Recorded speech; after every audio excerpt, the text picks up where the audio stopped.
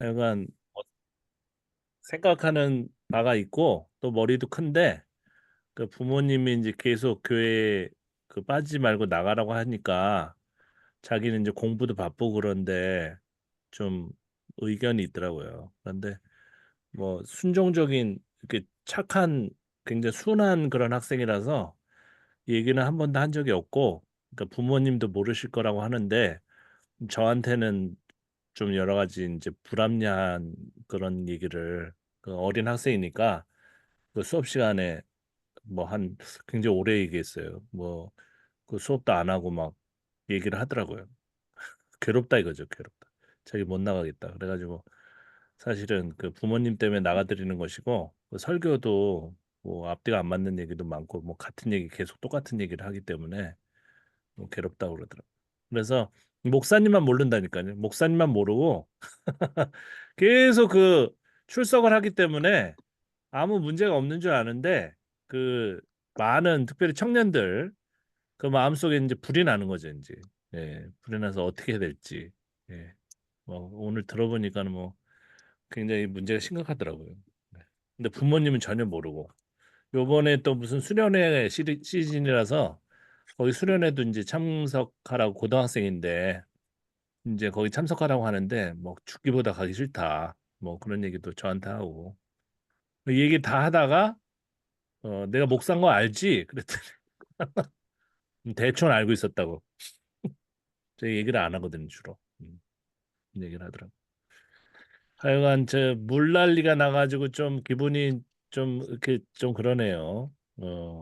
예. 거기 그래가지고 좀 계속 좀 요새 계속 비가 오던데, 근데 그죠?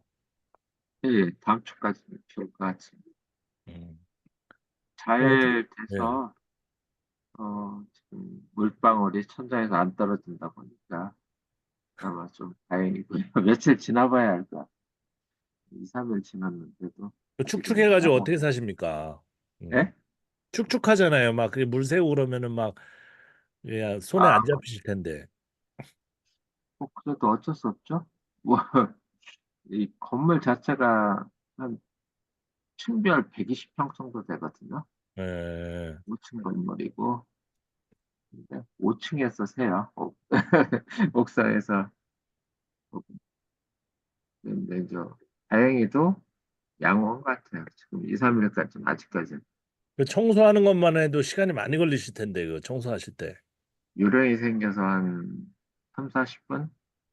7시 반에서 8시 한 10분, 15분? 그 사이.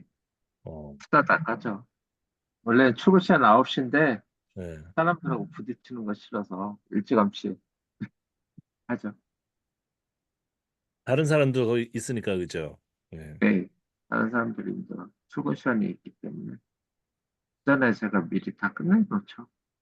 하여간 대단하십니다. 어쨌든. 빨리 끝내죠, 일을. 근데 그럼 뭐 하루 이렇게 종일 크게 되긴 질문도 없어요. 올리시고 성경 질문도 올리시고 바쁘셨을 텐데. 음. 이거 뭐 매일같이 있다 보니까 이게 또 한 주가 또 뭐기 때문에 읽다 보면은 미리 좀 몇 자 적어 놓죠. 궁금한 것들. 음. 그러다가 질문을 해야 되긴 해야 되고 인터넷도 막 찾아보면 여러 가지 다양하게 보시는 분들도 많은데 그런다고 뭐 인터넷 적은 거 갖다 놓고 뭐 이거 이렇게 풀기도 좀 그렇고 해서 그냥 질문만 뭐 공부하는 거죠, 뭐. 우리 김성환 선생님은 저 그림 저기 뭐죠? 마인드맵 그거 하시는데 시간 많이 안 걸립니까? 음.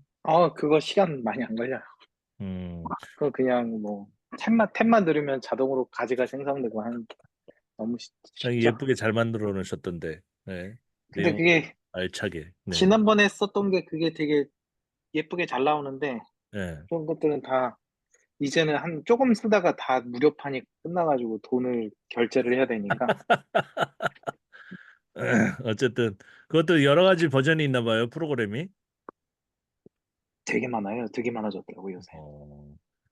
하여간 지금 그 뭐 마가복음 그동안 쓴 거 해가지고 그 원고 이제 뭐야 보충해가지고 네. 전자책으로 먼저 내려고 그러거든요. 이번에는 전자책으로 내고 그다음에 이제 필요하면은 이제 종이책도 그 출간하는 데가 여러 군데가 있어요. 근데 거기서 내든지 아니면 그냥 무료 출판을 하든지 여러 가지 하려고 하는데 예. 왜냐하면 출판사에다 맡겼더니 그 제 네. 책이 아니라 남의 책처럼 되더라고요. 제 마음대로 할 수도 없고 제가 막 마음대로 어디다가 뭐 그 파일도 줄 수도 없고 뭐 굉장히 복잡하더라고요. 그것도. 그래서 일장일단이 집밥, 있어가지고 네. 집밥 바이블 말씀하시는 건가요? 예, 그것도 그리고 뭐 오타 같은 것도 좀 잡아줄 줄 알았더니 그것도 아니더라고요. 오히려 오타가 더 늘어나가지고 음, 오타가 늘어나요. 그래서 그냥 뭐 제가 원할 때 좀 줄 수 있는 책도 쓰자 그래가지고 이제 마가복음 쓴 건데 하여간 전자책으로 PDF 같은 거 만들면 그냥 드릴 테니까 하여간 그뭐 읽어보십시오. 네, 내용이 좀 많이 추가돼가지고 네. 자, 어쨌든 제가 너무 늦게 해서 죄송하고 뭐 그 학생이 원래 수업하는 시간이 그 9시 30분까지예요. 그런데 안 가더라고요. 안 가고 계속 한 적 있어가지고 뭐 이렇게 저렇게 하다 보니까 또 오바되고 컴퓨터 또 업데이트를 하고 있어가지고 네, 그랬습니다. 네, 좀 용서해 주시고 좀 늦게 시작할 때도 있다는 거. 네, 그 학생이 계속 얘기할 것 같아요. 다음 주에도.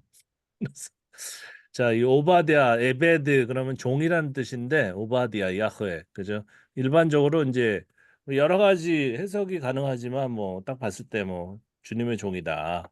그래서 이게 실존하는 인물이냐, 뭐 거기부터 시작해가지고 그 비평학을 좀 세게 하시는 분들은 뭐 이게 부정하죠. 여러 가지 부정해가지고 이 성서 자체가 이 성경 자체가 그냥 뭐 없었던 그런 개념인데 뭐 만들어진 것처럼 얘기하지만 실제로 이 내용을 읽어보면은 기본층이 있기 때문에 기본층이 있다는 것은 뭔가 고대로부터 그 문헌이 있었다는 거죠. 그게 이제 편집된 그 흔적도 짧지만 뭐 다 나오기 때문에 뭐 저는 일반적으로는 될 수 있으면 믿자. 저는 제 입장은 그래요. 기본적으로 믿고 그러다가 이제 평가를 했을 때 도저히 이건 합리적으로 이 부분은 편집된 것 같다. 그러면 이제 그 부분만 물러서는 쪽으로. 그러니까 다른 분은 이제 그냥 과학적이고 합리적인 것을 기초로 해가지고 이걸 분석한다고 하면은 저는 여러분들도 많이 느끼셨겠지만은 기본적으로 신앙을 토대로 하되 도저히 이거는 뭐 이해도 안 되고 말도 안 된다. 그런 것만 제가 양보하는 쪽으로 이렇게 공부를 하고 있는 거거든요. 그런데 이제 그 모르는 분들은 완전 제가 그렇게 이제 불신앙적인 그런 비평학을 하는 분하고 똑같은 사람으로 생각하는데 오히려 그쪽은 저를 미워하고 또 실제로 노골적으로 비평학하시는 분들도 저한테 너무 보수적이라고 하고 뭐 그러는 입장 가운데 있습니다. 그래서 제가 너무 고독해요. 뭐 갈 데가 없어. 그래서 그게 오히려 낫다. 네, 이도저도 아니고 딱 중간에 서가지고 그냥 나는 열심히 일상생활을 잘 살아가면 될 것이다. 그래가지고 편합니다. 옛날 같으면은 뭐 제가 교단 안에 있을 때는 엄청 시간이 없죠. 지금도 시간이 없는데 그때는 더 시간이 없어요. 노느라고. 이 목사가 불러가지고 가서 고기 먹고 뭐 저 목사가 불러가지고 가서 설교하고 막 그런 식으로 살았었거든요. 한때는 2012년에 싱가포르에서 귀국해가지고 한 5년 정도는 그렇게 살았던 것 같습니다. 어쨌든 여기는 이제 주님의 종이라고 하니까 주님의 종이 돼야 되겠죠, 우리도. 예, 종이 돼서. 그러면 또 이런 질문이 있어요. 왜 이렇게 짧게 그 성경을 남겨놨냐? 그러면 또 뭐 저희 나름대로 생각하면 뭐 하나님이 주신 말만 하고 끝나는 거죠. 사명이. 그럼 되죠. 저도 그렇게 생각해요. 그래서 그냥 하나님이 주신 말만 하고 그럼 나머지는 그냥 평범한 삶을 사는 것도 괜찮다. 네, 그렇게 생각합니다.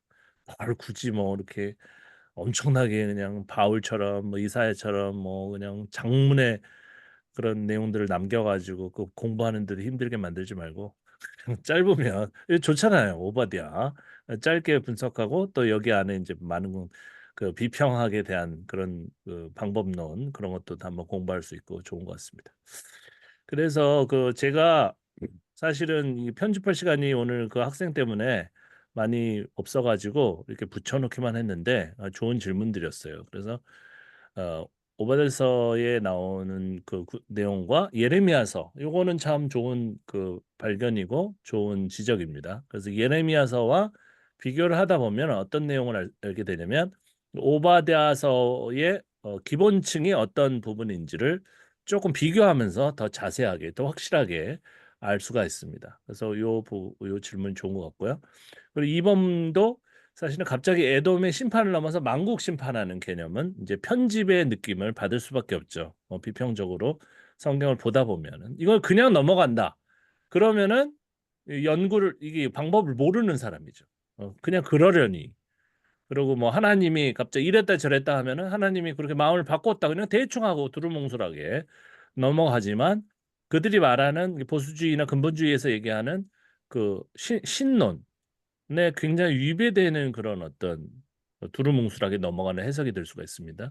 하나님이 어떻게 이랬다 저랬다예요. 거기에 마땅한 어떤 해석이 좀 나와야 되겠죠. 그러나 우리는 그걸 본문의 편집으로 보기 때문에 그것을 나누어 가지고 이해하고 뭐 정리를 하게 되는 거죠. 그래서 기록연대와 저자가 이제 다른 거일 가능성이 높죠. 일단 만국 얘기가 나오고 에돔 얘기만 막 줄기차게 하다가 갑자기 이제 그 확장이 엄청나게 넓어지니까 뭔가 다른 입장에서 이런 얘기를 했겠거니 이렇게 추정을 하게 될 수밖에 없는 겁니다. 자연스럽게. 그래서 밑에 써놓으셨는데 여호와께서 만국을 벌할 날이 가까웠나니 이 만국 안에 누가 포함되는가? 결국 이스라엘 외의 모든 나라거든요. 음.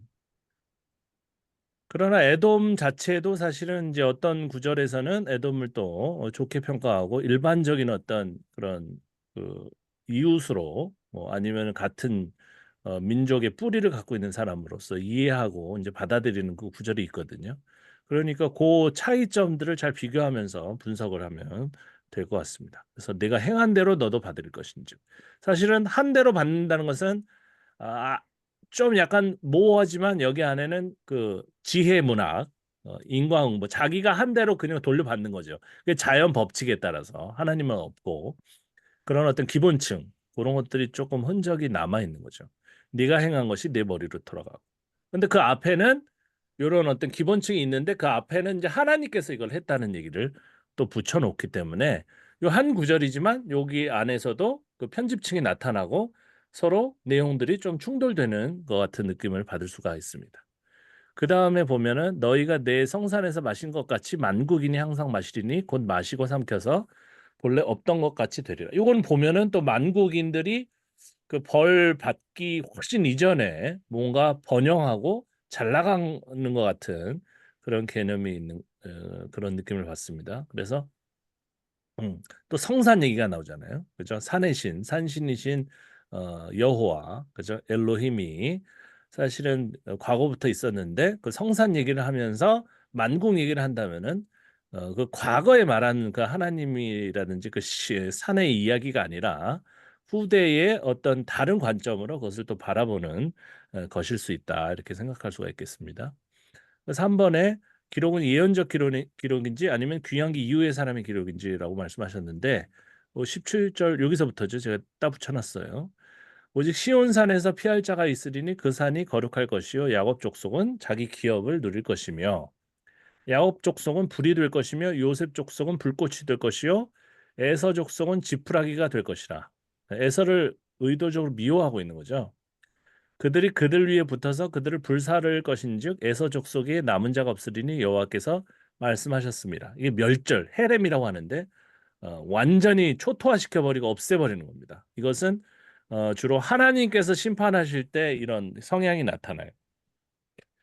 그래서 많은 헐리우드 영화들이 이 성경의 이거 완전 초토화, 그죠? 진멸 그런 개념을 받아들여 가지고 많이 영화를 만들죠. 아포칼립스, 그죠? 그 종말론적인 그 영화에서 보면은 가끔 그 성경을 인용하면서 하나님이 신적인 어떤 심판을 내리는데 왜 내리느냐? 우리가 타락했기 때문에. 그래서 완전히 제로 베이스로 완전 없애버리고 처음부터 시작하기 위해서 정화, 깨끗하게 청소하는 거다. 지금 뭐 비가 새가지고 지금 청소하셨는데 그런 게 아니라 그죠? 좀 더 심한 거죠. 완전히 그냥 없애버리고 부셔버리고 그다음에 새로 짓고 새로 만든다는 거죠. 예. 그런 개념으로 이제 하나님께서 말씀하시고 하나님께서 초토화시키고 하나님 심판하신다는 그런 개념이 나오기 때문에 이 구절들은 좀 복잡하긴 하지만 어, 최종적으로 완성된 것은 굉장히 후대다 이런 생각을 하게 됩니다. 네게부는 이제 남쪽 지역이고 에돔 그 남쪽 지역이거든요. 에서와 뭐 산과 평지와 블레셋을 얻을 것이고 또 그들이 에브라임의 들과 사마리아의 들 모든 그 땅들을 다 얻을 것이고 베냐민은 길르앗을 얻을 것이며 이제 땅 분배 요거는 이제 다른 오경에서도 이제 나오지만은 이 분배라는 것은 좀 약간 초기적인 느낌이 많이 나는 그런 부분입니다. 20절 사로잡혔던 이스라엘의 많은 자손은 가나안 사람에게 속한 이 땅을 사르바까지 얻을 것이고 사르바 과부 얘기 여러분도 아시죠? 예루살렘에서 사로잡혔던 자들이 또 이제 포로기가 여기 또 나오고 네겝의 성읍들을 얻을 것이다. 구원받은 자들이 시온산에 올라와서 에서의 산을 심판하리니 나라가 여호와께 속하리라. 그런데 이거 되게 복잡하지만 첫 번째로는 이제 민족 개념으로서 서로 이제 땅 분배를 하면서 서로 나누어서 잘 살고 있었던 그런 개념이 먼저 있었고 그 가운데 이제 한 족속을 특정화시켜 가지고 그들을 미워하려고 하는 그런 문헌들이 형성되고 최종적으로는 하나님께서 그것들을 모두 주관하시는 것처럼 쓰면서 종국적으로는 하나님의 심판이 그냥 일개의 족속에만 국한된 게 아니라 전 나라, 전 지역, 그죠?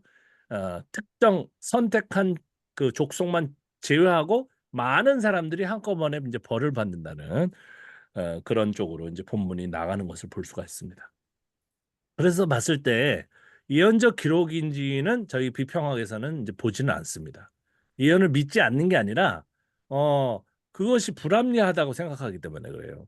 예언이라는 것은 비평학에서 보는 이제 비평적 성경에서 보는 것 예언이라는 것은 뭐냐면 이미 그 일이 일어난 다음에 그것을 회고하는 개념으로 하나님께서 미리 예언하셨다고 신앙 고백을 하는 차원입니다.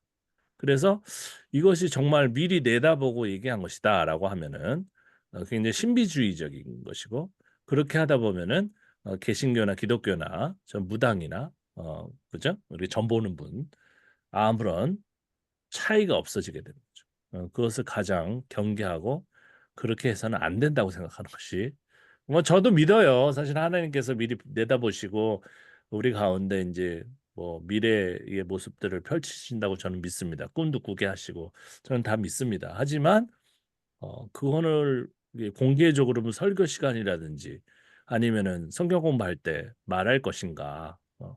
뭐 그렇잖아요. 제가 정말 천국에 올라가 가지고 많은 것들을 봤다고 하더라도 그것을 뭘 말할 그런 뭐 근거가 있는가? 그 말에서 어떤 유익이 있는가? 저는 그렇게 생각합니다. 성경에 사실은 그 저자들 가운데서도 그런 생각을 가지신 분들이 있었어요.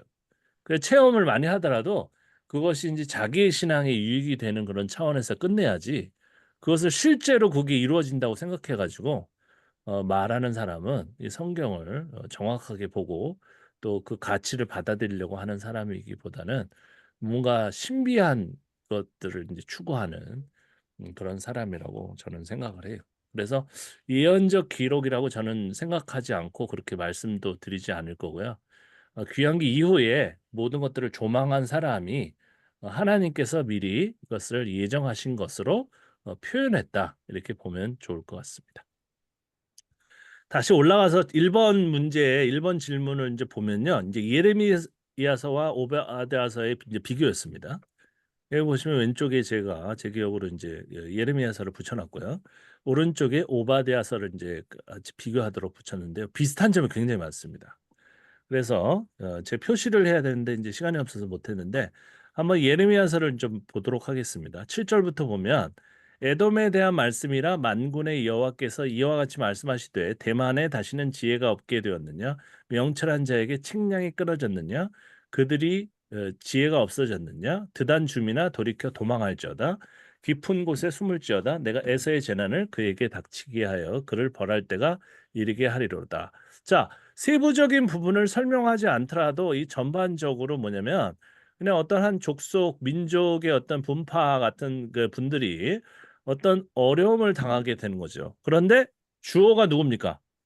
주어가 여호와로 돼 있어요. 못 박혀 있습니다. 그래서 실제로는 어떤 어려움이 있었던 족속의 이야기를 가지고 하나님께서 그것을 주도하시는 것처럼 쓰고 있는 거죠. 그래서 기본층은 있죠, 기본층. 기본적인 저본. 음. 그것은 이 족속이 당한 어려움. 그런 거죠. 어떤 이유 뭐 제국에 의해서든지 아니면 다른 어떤 주변 사람들에 의해서든지 어떤 어려움이 있었는데 그것을 하나님께서 주도하셨다고 윤색한다고 할까요? 각색한다고 할까요? 그런 것들을 이제 볼 수가 있는 겁니다. 그런데 10 절에 보면 어 기본층이 또 나타나죠. "내가 에서의 옷을 벗겨 그 숨은 곳이 드러나게 하였나니 그가 그 몸을 숨길 수 없을 것이라. 그 자손과 형제와 이웃이 멸망하였은즉 그가 없어졌느니라." 이렇게 된 거죠. 이유가 나타나는 거죠. 이유 안에는 원래의 상황이 들어 있다. 아시겠죠? 하나님께서 심판한다. 뭐 왜 심판하느냐? 근데 이유를 말해요. 하나님의 입으로 혹은 이 글쓴이가 이유를 말합니다. 근데 그 이유 안에는 원래 오리지널의 그 상황이 들어 있는 거죠. 뭔가 이 에서가 도와주지 않았어. 어. 그 삐진 거예요. 기분이 안 좋은 거죠. 그래 가지고 "망해도 싸다. 나 천벌을 받아야 된다." 우리말로 그런 거죠. 고런 내용이 여기서 인제 보인다 이렇게 말씀을 드릴 수가 있습니다. 그다음에 좀 내려가 가지고 그 14 절에도 보면 "내가 여호와께서 오는 소식을 들었노니 사절을 여러 나라 가운데 보내어 이르되 너희는 모여와서 그를 치며 일어나서 싸우라." 이건 보면 서로 왕래하면서 그 군사 동맹을 이루는 거죠. 그래 가지고 서로 편을 먹고 한 사람을 치는 겁니다. 요런 개념. 요런 개념은 여러 나라 가운데에서 보내어 이루고 모여와서 이거는 제국주의하고는 쪼끔 달라요. 제국은 혼자 치는 거예요. 근데 모여와서 그를 치며 뭐 연합하여 가지고 이렇게 싸운다 그런 것이 그 족장 시대부터 시작해서 왕정 시대 전후에 그 어떤 그 족속으로 나뉘어 가지고 분파로 나뉘어 가지고 서로 인제 협력도 했다가 어떤 데 싸웠다가 그냥 편 먹고 누굴 때리고 이런 개념이 여기에 나타나지 않는가 이렇게 판단을 할 수가 있습니다. 자 요 정도로 해 놓고 오바댜서를 보겠습니다. 오바댜 1 절 오바댜의 묵시라 주 여호와께서 에돔에 대하여 이같이 말씀하시니라. 그러니까 하나님은 항상 이제 주체예요. 이제 예레미야서도 마찬가지지만 하나님께서 말씀하십니다. 뭘 하겠다고 합니다. 우리가 여호와께로 말미암아 소식을 들었나니 곧 사자가 사자들 가운데서 보내심을 받고 이르기를 이건 또 사자도 있어요. 너희 일어날지어다. 우리가 일어나서 그와 싸우자 하는 것이니라. 보라 내가 너를 나라들 가운데서 매우 작게 하였으므로 내가 크게 멸시를 받느니라. 너의 마음에 교만이 너를 속였노라. 바위 틈에 거주하여 높은 곳에 사는 자여. 아까 분위기는 비슷하지만 뭐 차이점이 있습니다. 네가 마음에 이르기를 누가 능히 나를 땅에 끌어내리겠느냐 하니 네가 독수리처럼 높이 오르며 별 사이에 깃들일지라도 내가 너희 거기에서 너를 끌어내리리라 여호와의 말씀입니다. 이렇게 돼 있죠. 아까 숨는 사람 또 있었죠, 아까. 근데 누가 숨느냐? 어. 그리고 이 숨는 사람이 여러 그 어떤 족속들의 역학관계 가운데에서 이거 숨는 행동을 했는지 아니면은 그 한 주체가 심판을 받은 주체가 하나예요. 근데 걔가 너무 혼자 교만해. 혼자 교만해서 하나님께서 걔를 갖다가 인제 찍어 누르려고 하는 건지 그 차이점도 한번 비교해 보시기 바랍니다. 그래서 5 절에 "혹시 도둑이 내게 이르렀으며 강도가 밤중에 내게 이르렀을라도 만족할 만큼 훔치면 그치지 아니하겠느냐." 그 도를 넘었다는 거죠. "혹시 포도를 따는 자가 내게 이르렀을지라도 그것을 얼마쯤 남기지 않겠는가." 그러니까 여지가 없다는 거죠. "너무 너는 악하다. 너는 악독하고 너는 뭔가 정이 없다. 그저 인간성을 인제 상실했다. 그래 가지고 너는 죽어야 된다 당연히." 그런 거죠. 고런 내용이 나옵니다. 그러면서 7 절에 너와 약조한 모든 자들이 다 너를 쫓아. 이거 어디서 나왔습니까? 바로 예레미야서의 기본층인 서로 협력하면서 그죠? 서로 싸우다가 뭐 그죠? 예, 그런 형성 족속끼리 살아가던 그런 모습이죠. 그런데 약조한 모든 자들이 다 너를 쫓아 변경에 이르게 하며 너와 화목하던 자들이 너를 속여 이기며 네 먹을 것을 먹는 자들이 내 아래 함정을 파니 내 마음에 지각이 없습니다. 그러니까 그런 시대가 지나고 지금 서로 약간 협력하면서 때로는 조금 분란도 일어나면서 그러던 살던 시절이 지나고 그다음에 지금은 어떻게 됩니까? 하나만 딱 이렇게 샘플로 잡아가지고 하나님 앞에서 그죠? 그 민족 앞에서 잘못한 일을 갖다 부각시키려고 하는 그런 어떤 흐름 같은 것들이 여기서 이제 좀 나타나죠, 그죠? 그러니까 그런 약조한 모든 자들이 다 너를 쫓아 변경에 이르게 하며 그러면 결국 남는 건 누구예요? 그 에돔밖에 없는 거죠. 에돔 하나예요. 그러니까 심판받을 자는 에돔 하나밖에 없는 겁니다. 왜 이렇게 에돔이 이제 싫어졌느냐? 여기도 보겠습니다. 예레미야는 아니고 에돔 저기 우리가 오바데산 같은데요. 그래서 쭉 가다 보니까 12절에 보면 네가 형제의 날 곧 그 재앙의 날에 방관할 것이 아니며 유다 자손이 패망하는 날에 기뻐할 것이 아니며 그 고난의 날에 내가 입을 크게 벌릴 것이 아니며 그 결국은 똑같죠. 그러니까 과거에 섭섭한 일을 행한 것에 대한 어떤 그런 그 보응으로서 이런 것들이 이제 처음에는 주어졌는데 그런데 아까 말씀하신 거 14절 이후에 15절 보겠습니다.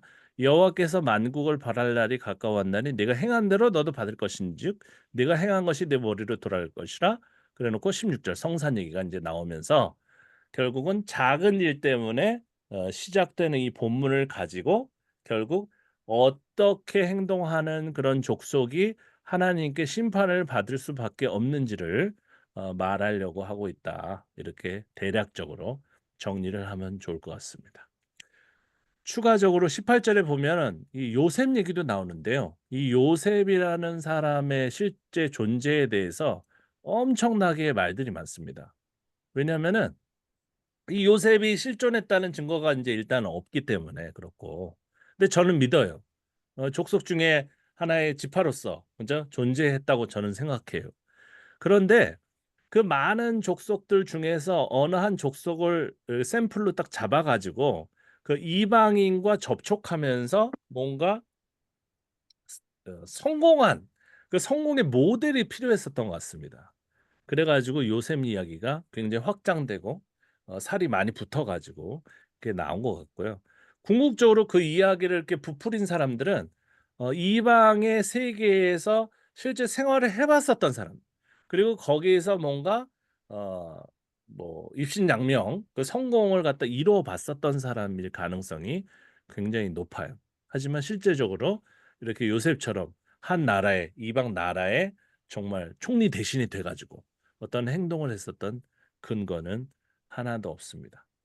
그러니까 결국은 이 족속 그 족장 시대라고 할 수 있죠. 이 족속 단위로서 생활을 했었던 그런 그 모습들은 원래 모습들은 뭐 아웅다웅하면서 그냥 좀 살았었던 그런 소박하게 살았었던 그런 어떤 그 모습일 거예요. 그런데 결국은 거기에 의미를 부여하면서 어떤 별 큰 잘못을 하지도 않았는데 어떻게 보면 그 나라가 이제 멸망할 때 도와주지 않은 건 큰 잘못이죠. 하지만 하나님께서 초토화시킬 정도의 죄는 아닐 수도 있잖아요, 그죠? 그런데 한번 밑보인 그런 족속이기 때문에 완전히 악마처럼 그죠? 완전히 없어져야 마땅할 그런 어떤 죄인처럼 또 이렇게 각색이 되기도 하고 또 반대로 별 볼 일 없이 조금 뭐 이렇게 외국 사람들 사이에서 성공을 한 어떤 그런 가족 중에 한 명, 그 친족 중에 한 명인데도 불구하고 그게 확대돼 가지고 그죠? 민족을 살리고 그다음에 궁극적으로는 지금 우리가 어떻게 믿습니까? 예수님의 계보가 되고 막 음, 그런 사람으로 확대가 되기도 하고 그랬다고 우리가 개괄적으로 이해를 하면 좋을 것 같습니다.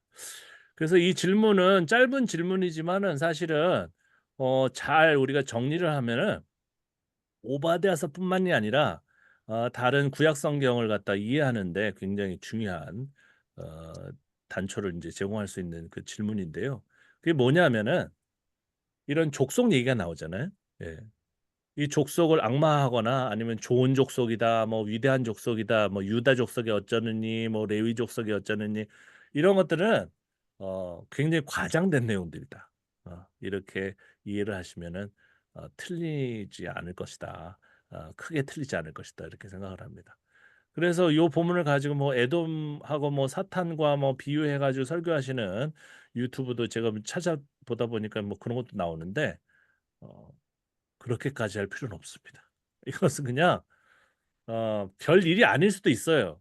그냥 뭐 도와주기 싫어가지고 안 도와줄 수도 있지만 자기가 도와줄 수 없어가지고 또 도와주지 않을 수도 있고 뭐 길 비키라고 그랬는데 자기가 어떤 이유 때문에 또 길을 안 비켜줄 수도밖에 없었을 그런 어떤 상황도 있었을 거 아니에요. 하지만 최종적으로는 아주 그냥 엄청나게 나쁜 사람으로 묘사가 되는데요. 이런 걸 잘 극복해 하셔야 돼요. 본문을 읽을 때. 그래가지고 그걸 읽으면서 뭐 이것과 사탄과 비교하고 이것과 뭐 하나님 안 믿는 사람을 비교하고 그다음에 악한 뭐 이의 어떤 무슨 대표자처럼 이렇게 설명하면서 이렇게 얘기하는 것은 좀 아니다 그렇게 싶습니다. 그리고 또 이제 김성환 선생님께서 이렇게 정리를 잘 해주셨는데 여기서 제가 한두 가지만 말씀드리고 싶은 것은 뭐냐면 이게 에돔 족속이 사실 있다가 사라졌다. 아니면은 그냥 흡수되었다. 여기까지는 좋은데 이것을 특정화시키는 거죠. 어. 지금 이 성서를 기록한 사람이 어떤 하나의 대상을 특정화시켜 가지고 그를 악마화한다든지 아니면 정말 지극히 위대한 위인으로 삼는다든지 이런 것들은 우리가 따를 만한 그런 어떤 그 모범이 아니에요. 음. 저는 제일 싫어하는 게 뭐냐면 바울을 막 우상화해가지고 바울이 뭐 진짜 대단한 사람처럼 그렇게 하는 거거든요. 그래서 가톨릭 뭐 저 신부님 친한 분도 있고 저희 동네에 이제 성당에 가끔 놀러 가는 그런 신부님도 계시는데 다 좋은데 거기 가보면은 뭔가 성인 같은 거 좋아해요. 그래서 뭔가 훌륭한 일을 하신 분을 갖다 존경하는 것까지는 좋은데 그거를 너무 그냥 극단화시켜가지고 극대화시켜가지고 그분을 생각하면서 기도하면 뭔가 기도가 이루어지고 막 신비주의로 또 가는 것 같습니다. 그래서 극단적으로 가는 것은 그게 해석이든지 신앙적인 태도든지 간에 다 똑같아요. 결국은 이상한 쪽으로 가는 겁니다. 그래서 감기 걸리셨어요. 감사합니다. 그래서 여기서 보면은 이 헤롯 왕조까지 이렇게 연결을 하는 그런 해석들이 많이 있어요. 근데 사실은 그 시대가 사실은 너무 갭 차이가 많이 나기 때문에 이렇게 점프 뛰는 것은 별로 그렇게 우리가 해석 이렇게 훈련할 때도 별로 그렇게 좋은 것 같지가 않아요. 그래서 그 마태복음에 이제 그 아담부터 사실은 그 예수님의 족보까지 만들어 놓은 것도요. 그 부실합니다. 사실은 그 족보가. 일부러 제가 이제 해석서 그 뭐 집합 바이블 거기다 썼던 기억도 나는데 그 대수를 맞히잖아요. 인위적으로. 맞지가 않아요. 막 몇 명씩 빼먹고 막 그러는데 굉장히 의도가 드러나는 거거든요. 예. 그래서 뭐 어떤 분이 뭐 좀 뭐야 해석서를 썼는데 읽어보니까 뭐 헤롯과 뭐 에돔과 비교하면서 그 사탄을 대변하는 그러니까 예수님을 반대하는 그런 세력으로서 뭐 거의 비슷한 세력이기 때문에 오바댜서에서 이 비판은 아주 지극히 당연하다 이런 식으로 나가거든요. 그런데 이것은 사실 속 좁은 그 이스라엘 사람들이 문제예요. 이렇게까지 미워할 필요는 없거든요, 사실은. 그 상황이 국가가 패망하는 상황이었고, 그죠? 뭐 혼란한 상황이었기 때문에 뭐 여기 붙었다 저기 붙었다 그런 일이 뭐 수시로 일어나고 그랬기 때문에 막 그냥 어, 끝까지 이렇게 미워. 왜냐면 한국 사람과 일본 사람과의 관계하고는 또 달라요. 이분들은 그냥 잘 지냈던 그런 족속이거든요. 형제에서 파생됐다고 얘기할 정도로 거의 같은 족속이에요. 말도 뭐 거의 같은 말 썼고 그렇기 때문에 그것을 이렇게 완전히 분리시키는 것은 이 유태인이 천성적으로 가지고 있는 그 편협한 그죠? 분리주의, 배타주의 그런 것이기 때문에 이것을 뭐 들어가지고 뭐 사탄을 비유하고 뭐 예수님을 핍박하고 이런 헤롯 이야기도 이제 나중에 얘기하겠지만은 헤롯을 악마화한 겁니다. 사실 어떻게 보면은 예. 이 사람도 그냥 자기 할 일을 한 거예요.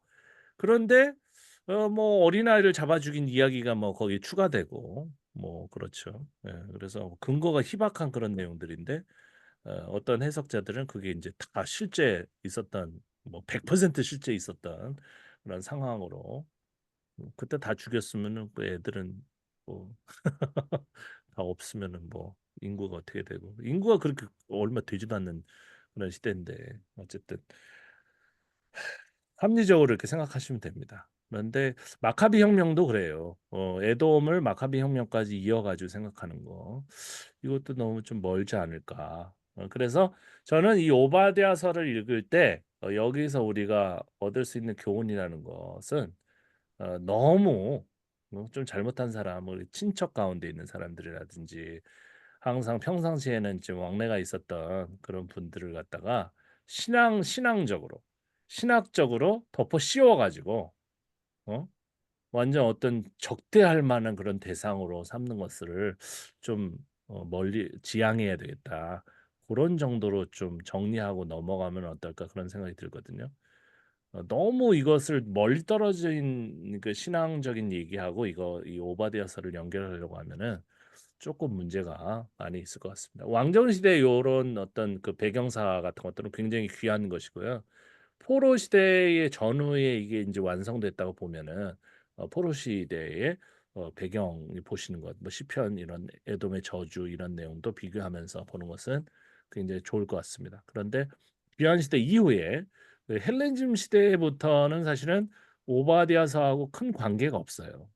관계가 없기 때문에 요 부분까지 해가지고 뭐 헤롯 왕이 뭐 그죠? 예, 뭐 에돔의 후손 뭐 이렇게 하는데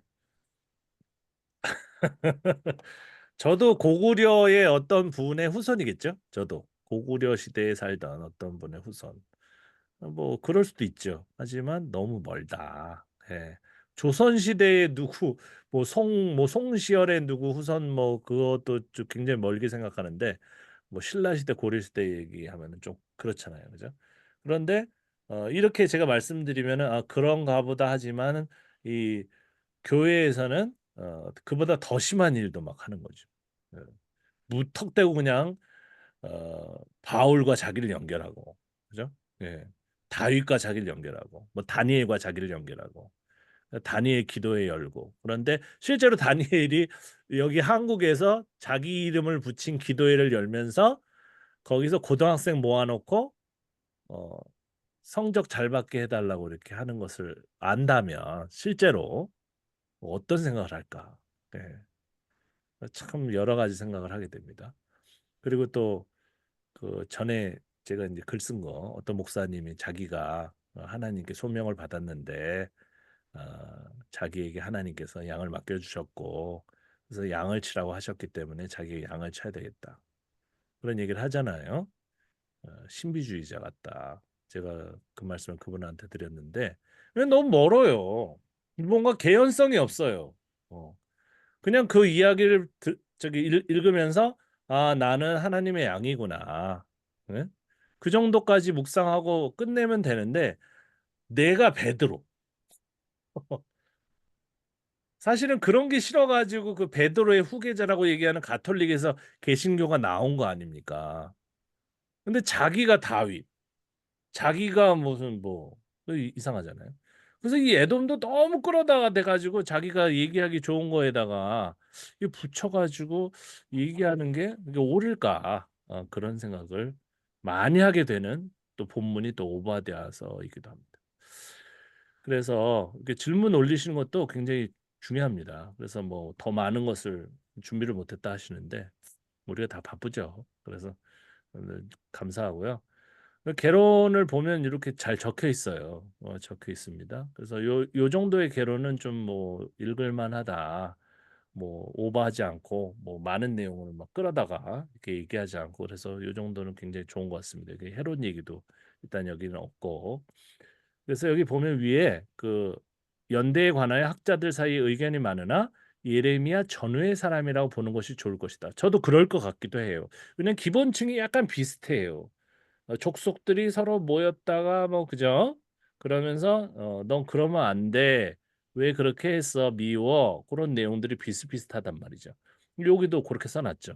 이건 보수주의 입장에서 해석을 쓰신 거지만 요 정도는 굉장히 accept 우리가 받아들이기가 좋다. 그렇습니다.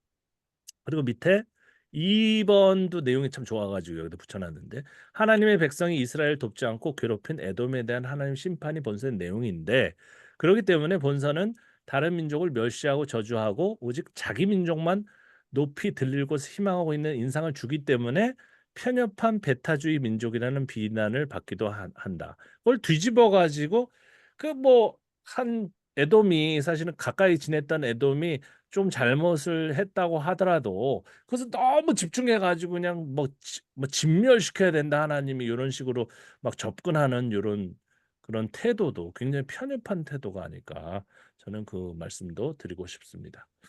그래서 어쨌든 안 도와준 건 잘못이죠. 예.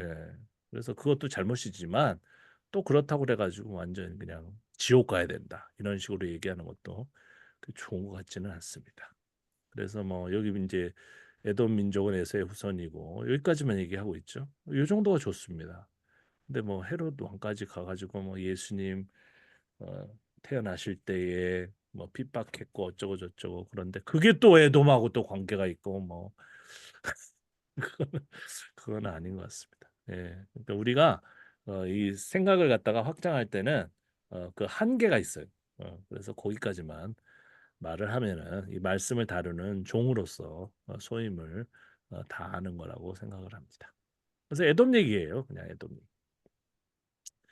자, 여기 보시면 이제 지도를 가져왔는데 요 밑에 있는 게 이제 에돔이죠. 에돔 노란색으로 써 있네요. 근데 이 밑에 땅에 가보면 땅이 붉은색이에요, 사실은. 한번 성지순례 가보시면 아시겠지만, 근데 요 위에 부엘세바, 요 지역까지 빈번한 왕래를 할 수밖에 없죠. 밑에는 사막 지역이니까 뭐 위아래로 왔다 갔다 하면서 옛날부터 이제 빈번하게 이제 왕래를 했을 겁니다.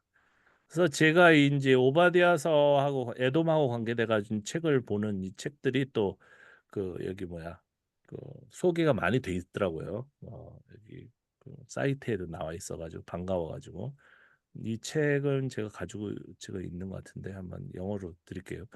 근데 여기 보면 내용 중에 하나는 이제 그 AI로 좀 번역을 해놨는데 이 에돔 사람들이 기원전 586년경 유다 왕국이 바벨론에게 멸망한 후에 전쟁이 종결되었고 기원전 6세기경 바벨로니아의 침략에 의해서 쇠퇴기를 맞이하게 됐고 이런 내용들이 일반적인 내용들이 나와 있고요. 그 다음에 신약 시대에 이르자 에돔은 유다 남쪽에서 유대인과 동화되어 이두메 사람들이 되었다라고 나타나 있습니다. 그러니까 물론 이런 연장선상에서 보면 뭐 헤롯이라든지 이런 사람하고 연관이 될 수가 있겠죠. 그런데 중요한 건 뭐냐면 동화돼서 사실은 그들을 에돔 사람이라고 하기가 좀 그런 거죠. 이제부터는. 예, 그런 것들을 좀 확인을 할 수가 있는 내용이 나오고요. 왜 헤롯 왕리 얘기도 분명히 나와요, 이 책에. 그렇기 때문에 뭐 요것도 이제 어느 사이트에서 이렇게 주장하고 계신 건데 그런데 이제 그걸 영적으로 해석 연결해 가지고 하는 것은 좀 아니다 그런 말씀이죠. 그리고 요 그 책의 내용들을 또 번역한 내용들을 또 보시면 그 야훼의 원래 성격에 관한 질문 이런 챕터가 하나가 있어요. 그런데 여기도 좀 볼 필요가 있어서 가져왔습니다. 야훼의 기원을 더 자세히 살펴볼 필요가 있다. 많은 학자들에 따르면 야훼는 세일, 에돔, 테만, 아까 대만 나오죠. 시나이의 남부 지역에서 기원했으며, 그러니까 이 이스라엘 사람들은 항상 그 중부나 예루살렘 아니면 저 북쪽은 아니고 이제 중부의 약간 위쪽에 있는 지역부터 뭐 베델이라든지 이런 지역 있죠. 아브라함이 이제 오는 경로 그렇게 해가지고 그쪽에서부터 뭐 하나님의 어떤 신앙의 어떤 원천이 이제 시작된 것처럼 얘기하지만은 사실은 실제적인 역사를 살펴보면은 이 남쪽도 근거가 있는 거예요. 심지어 에돔 지역까지 포함하는 여기 나와 있잖아요. 이게 굉장히 중요한 거고요. 야훼 숭배는 이후 실로와 같은 고지대 지역에서 자리를 잡긴 한 거죠. 이게 산신이기 때문에 이제 고지대 지역으로 어, 가서 이제 자리를 잡긴 했습니다. 그다음 어떤 형태의 직접적인 문화 접촉이 유다에서 야훼를 수용하게 된 이유일 수 있지만 야훼 숭배가 남부에서 중부와 북부 고지대 지역으로 확산되었다고 명확히 말할 수는 없다. 이건 좀 영어 번역이 이렇게 돼서 그런데요. 전반적으로 보면 하나님을 믿는 원초적인 신앙은 어떤 한 지역에서 나타난 게 아니라 심지어는 남쪽까지도 사실은 그 발원지로 볼 수가 있는 요소들이 있다는 그런 소리입니다. 그 다음에 여기 이 내용이 자세한 거죠. 에돔이 야훼 숭배를 중부 고지대에 정착시키는 동기가 있었고요. 그 다음에 여기 보면 밑에 에브라임 지파와 아말렉 사이 친족 관계에 대해서 언급을 하고 있고요. 아말렉은 성경 전통에서 남부 그룹으로 알려져 있다는 것이죠. 그러니까 결국은 무슨 소리냐면은 에돔이든 중부 지역이든 그냥 같이 살았다는 거죠. 그냥. 네. 그리고 민족 신으로서의 하나님을 다 같이 섬겼다. 그죠? 추석 때 같이 명절 음식 해 먹으면서 같이 살았다. 이렇게 생각하면 됩니다. 그래서 그 중간에 있는 이제 중간 아래에 있는 이 지도를 보면 미디안 땅도 여기 이렇게 있잖아요. 이렇게 미디안 지역. 미디안 지역도 이제 여러 가지 역사적인 굴곡을 거치면서 또 정의가 여러 가지로 이제 나타난 지역 중에 이제 하나고요. 아말렉도 그렇고요. 모압도 그렇고 에돔도 그런데 결국은 이 전체가 민족 신으로서의 그 하나님, 그 다신이죠 그때는 엘로힘이니까 신들을 공유하는 하나의 문화권이었다. 이런 내용들이 이제 이 책에 많이 소개가 되고 있습니다. 그래서 이 데이터는 남부뿐만이 아니라 중부 고지대에도 갠 사람의 영향을 뒷받침하고 요컨대 성경 자료는 철기 시대에 이르기 동안 중부 고지대 주민들과 남부 무역상들 간의 일련의 관계를 시사한다. 그죠? 빈번하게 무역도 하고 신앙적인 공유도 있고 이랬다는 거죠. 그런 차원에서 봤을 때 이 지금 맨 아래 왼쪽에 있는 이 지파 개념 있잖아요. 이 지파 개념이 하나님께서 이렇게 하시거나 아니면 자기네들 어디 이스라엘 민족 안에서만 이런 것들을 형성해 가지고 나눈 것인가? 아니면 이 12지파를 포함하는 그 주변국들, 그죠? 작은 그 족속들 있잖아요. 그들도 이렇게 이렇게 작게 이렇게 작은 지역으로 나눠서 살다가 중간에 있는 이 지역들만 12지파라고 이렇게 한정시켜 가지고 그들만 하나님의 어떤 그 선택을 받은 것처럼 만들고 나머지 지역들은 다 잘라버린 것인가? 이것도 한번 생각해 보실 필요가 있어요. 그렇게 보면 에서가 뭔 잘못을 했습니까? 무슨 잘못을 했어요? 그러나 결국은 잘라버린 다음에 하나님과의 관계가 멀어지고 아예 나중에는 관계가 전혀 없는 존재로 돼버린 다음에 그 다음에 에서가 대단히 나쁜 놈이 돼버리는 거죠. 근본적으로 그는 마치 하나님을 모르는 사람처럼 그렇게 해석이 돼버리는 거죠. 이런 것이 바로 그 성경에 이제 우리가 그 조심해야 되는 그 유대인의 이 편협한 어떤 그 장애물이라고 할까요? 해석할 때 그걸 잘 피해야 됩니다. 그런 것들을 그대로 해석해 가지고 이렇게 하면요, 굉장히 폭력적일 수가 있어요. 그러니까 하나님께서 이렇게 하셨으니까 우리는 이렇게 한다? 그렇게 하면 안 돼요. 우리도 차별하고, 우리도 미워하고, 우리도 편협한 사람이 바로 돼버려요. 그래서 여기 보면 에브라임에게서 나온 자들은 아말렉의 뿌리 박힌 자들이요, 베냐민은 백성들 중에 너를 따르는 자들이요, 마길에게서는 명령하는 자들이 내려왔고 스불론에게서는 대장군. 이건 뭡니까? 사사기의 이 내용은 족장 시대에 있어서 아말렉이라든지 그죠? 아말렉 지역이나 에돔이나 뭐 왕래하는 지역이잖아요. 모든 지역들이 그냥 같이 공유하면서 예, 살고 있는 그런 내용을 여기서 얘기를 하고 있는 거죠. 어, 이게 사실은 좋은 거 아닙니까? 여기 보면 에브라임하고 아말렉하고 베냐민하고 막 섞여 있잖아요. 12지파 개념이 따로 없잖아요. 그러니까 서로 이렇게 같이 살고 있었다. 이게 아마 원형이 아닐까? 저는 그렇게 생각합니다. 그래서 제가 예전에 공부할 때 쓴 이제 소논문인데요. 여기 보면은 이제 야곱에 대해서 또 뭐 좀 한번 써놨어요. 써놨는데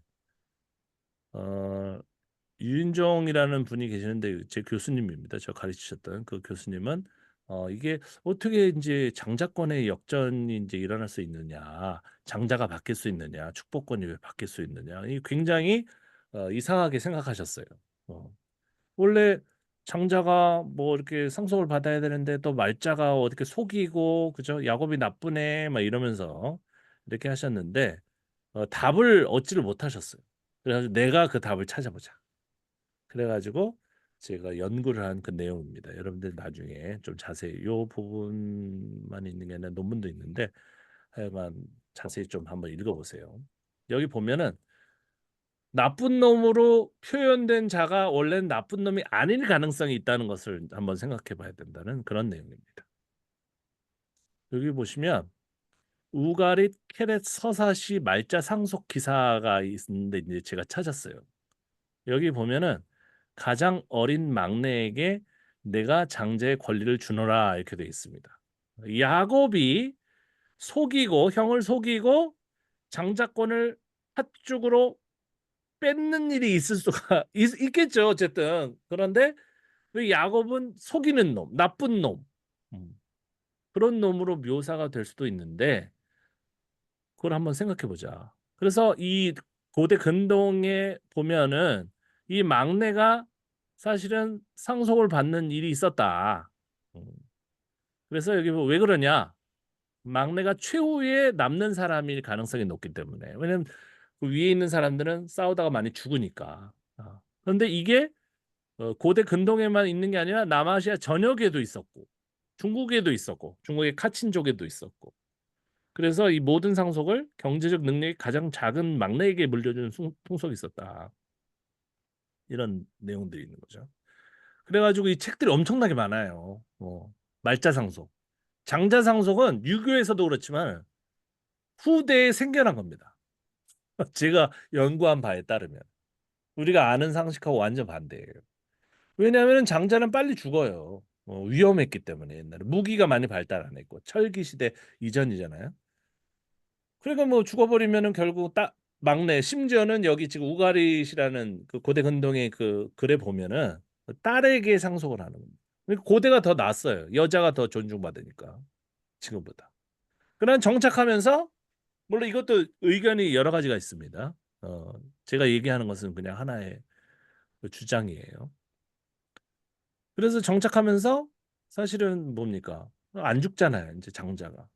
그 아버지가 안 죽잖아요. 그 남자가 그리고 또 장자가 주도권을 가지면서 사회적인 어떤 리더십이 되게 되는 것이지 과거에는 그렇지 않았다. 그래서 모계 사회였잖아요. 여자가 원래 그 추장이었단 말이에요. 그 족속의 우두머리였습니다. 그러나 성경의 그 많은 어떤 그 족장 그 사화 그 이야기 배경을 보면은 이제 전부 다 주인공이 이미 다 남자로 바뀐 거죠. 몇몇만 빼고 몇몇 걸출한 여자의 이야기만 빼고 다 남성화로 바뀐 거죠. 네. 시대가 바뀌었기 때문에 못 참는 거죠, 그 사람들이. 여자가 나서가지고 한다는 것을. 그리고 여자에게 상속이 된다는 것을. 그리고 막내에게 상속이 된다는 것을 못 참는 거죠. 그런데 그 문화가 바뀌던 그 시점에 저는 야곱이 있다고 생각합니다. 그래서 야곱은 속이는 자, 그죠? 뭐, 뒷덜미 잡는 자 이런 자가 아니라 결국 정당하게 자기가 상속을 받아야 되는 존재인데 사회가 바뀌면서 상속을 못 받게 되니까 나는 원래대로 상속 받을 거야. 그래가지고 팥죽으로 그런 트릭을 쓸 수밖에 없었다. 한번 그렇게도 생각해 본 겁니다. 자, 그래서 이제 에서 얘기를 하면서 이제 에돔 얘기를 하면서 이제 얘기를 하는 건데요. 에서 야곱 기사의 기본층은 아마도 아무런 갈등이 없이 막내인 야곱이 대부분의 재산을 상속받는 내용이었을 것입니다. 그런데 시대가 바뀌었잖아요. 그죠? 그러면서 이 본문이 복잡하게 바뀌게 되는 거죠. 그래서 이 야곱 얘기를 하면서 저는 이 비평적으로 봤을 때 뭐 속여도 된다. 속여도 하나님만 인정하시면 된다. 이런 식으로 설교하면 안 된다고 생각해요. 속이면 안 되죠. 그래서 야곱은 원래 정당하게 상속을 받는 사람이었는데, 그죠? 지금으로 보면은 좀 재산이 있으면 좀 공평하게 나눴어야 되는 거죠. 그죠? 근데 이게 이 사람이 그때 당시에 못 받게 되니까 어머니하고 결탁해가지고 원래대로 좀 받게끔 이렇게 하려고 했었던 것이다. 그러면 그때 당시는 굉장히 지극히 당연한 어떤 행동이었다, 액션이었다. 이렇게 해석을 할 수 있다고 생각하는 겁니다. 그래서 뭐 팥죽 이야기, 털가죽 이야기, 축복을 가로챈 것인가, 아니면 원래 자기가 누려야 되는 그런 어떤 상속이나 축복을 다시 가져가려고 했었던 것인가 좀 생각해 봐야 되는. 왜냐하면 자꾸 성경을 얘기하면서 뭐 갑자기 예수님의 어떤 우편에서 그 죄인인데 그냥 딸짝 그때 뭐 신앙 고백해가지고 천국 간다든지, 그리고 이렇게 속여가지고 어떤 하나님의 복을 받는다든지 이런 얘기를 비평 없이 그대로 전하는 것은 굉장히 문제가 많아요. 그럼 나도 그렇게 하면 되겠네. 예. 나도 거짓말 하더라도 그죠? 결국 부자만 되면 되겠네. 그리고 나는 하나님 안 믿더라도 어떻게 됩니까? 마지막 뭐 살인하더라도 나중에 뭐 신앙 고백하면 되겠네. 이런 식으로 나가는 사람이 생기기 때문에. 예. 그래서 이거를 그게 아니다, 원래 그런 뜻이 아니다 이 본문이. 그러면서 잘 해석해서 줘야 될 사명이 우리들한테 있는 거예요. 그래서 비평하는 겁니다. 그대로 보지 말라고. 그래서 오랫동안 지속해오던 말자 상속 전통을 점진적으로 폐기하고 장자 상속제로 대체했을 가능성이 엄청나게 큽니다. 가능성이 있다고 썼지만은 엄청나게 커요. 이게 그죠? 거의 100%라고 생각합니다, 저는. 그래서 뭐 장자 에서에게 돌아갈 상속이 없거나 적은 것이, 왜냐면은 너무 쉽게 포기하잖아요. 에서가 이상하죠. 속였어. 그런데 용서하고 그죠? 그냥 순순히 물러나는 거 아닙니까? 그 이유가 뭘까? 한번 여러분도 한번 생각해 보시기 바랍니다. 그래서 에서는 뭐 나쁜 사람도 아니고 좋은 사람도 아니고 그냥 그 사람이에요. 야곱도 마찬가지입니다. 뭐 속이는 자도 아니고 그냥 일반적인 그때 당시에 삶을 살았던 그런 사람이죠. 그러나 이를 신앙화시키고 그죠? 이를 위인화시키고 이를 대단한 사람 아니면 극악한 사람, 이렇게 하나의 캐릭터를 극단적으로 만드는 것이 문제다. 이런 말씀이 되겠습니다. 요것을 잘 주의해서 이제 오바댜서를 통해 가지고 한번 요 부분을 좀 깊이 있게 여러 가지로 좀 다뤄 보는 건데요. 다른 성경 읽을 때도 그렇게 보시면 좋을 것 같습니다. 뭐 다윗 그럼 확 대단한 좋은 분, 그런데 옆에서 좀 뭐 다른 남자의 아내를 취한 사람 아니야? 그리고 그 남자는 죽게 한 사람 아니야? 이렇게 얘기해 버리면 어떻게 됩니까? 다윗이. 다윗이 뭐 훌륭한 사람이에요. 우리 조용기 목사님이 자기 영어 이름을 다윗이라고 하라고 그러고 자기 조용기라고 부르지 말고 조 다윗이라고 부르라고 그래가지고 저희가 우스개로 다윗 쪼다 쪼다 목사님 그렇게 부르고 막 그랬었는데, 음, 뭐 솔로몬처럼 지혜를 주옵소서. 그런데 뭐 솔로몬이 뭐 아름다운 부분만 있습니까? 아니잖아요. 그렇다고 그 사람들을 갖다가 무시하자는 것은 아니고 팩트로 좀 균형 있게, 그죠? 뭐 저 자신도 생각해봐요. 제가 뭐 100% 좋은 면만 있습니까? 그렇지 않잖아요. 예. 여러 가지 부정적인 부분도 있을 거 아니에요. 그러니까 그냥 그 모습 그대로 이렇게 인식하고 살아가는 거죠. 그게 더 일반적이지 않을까 생각합니다.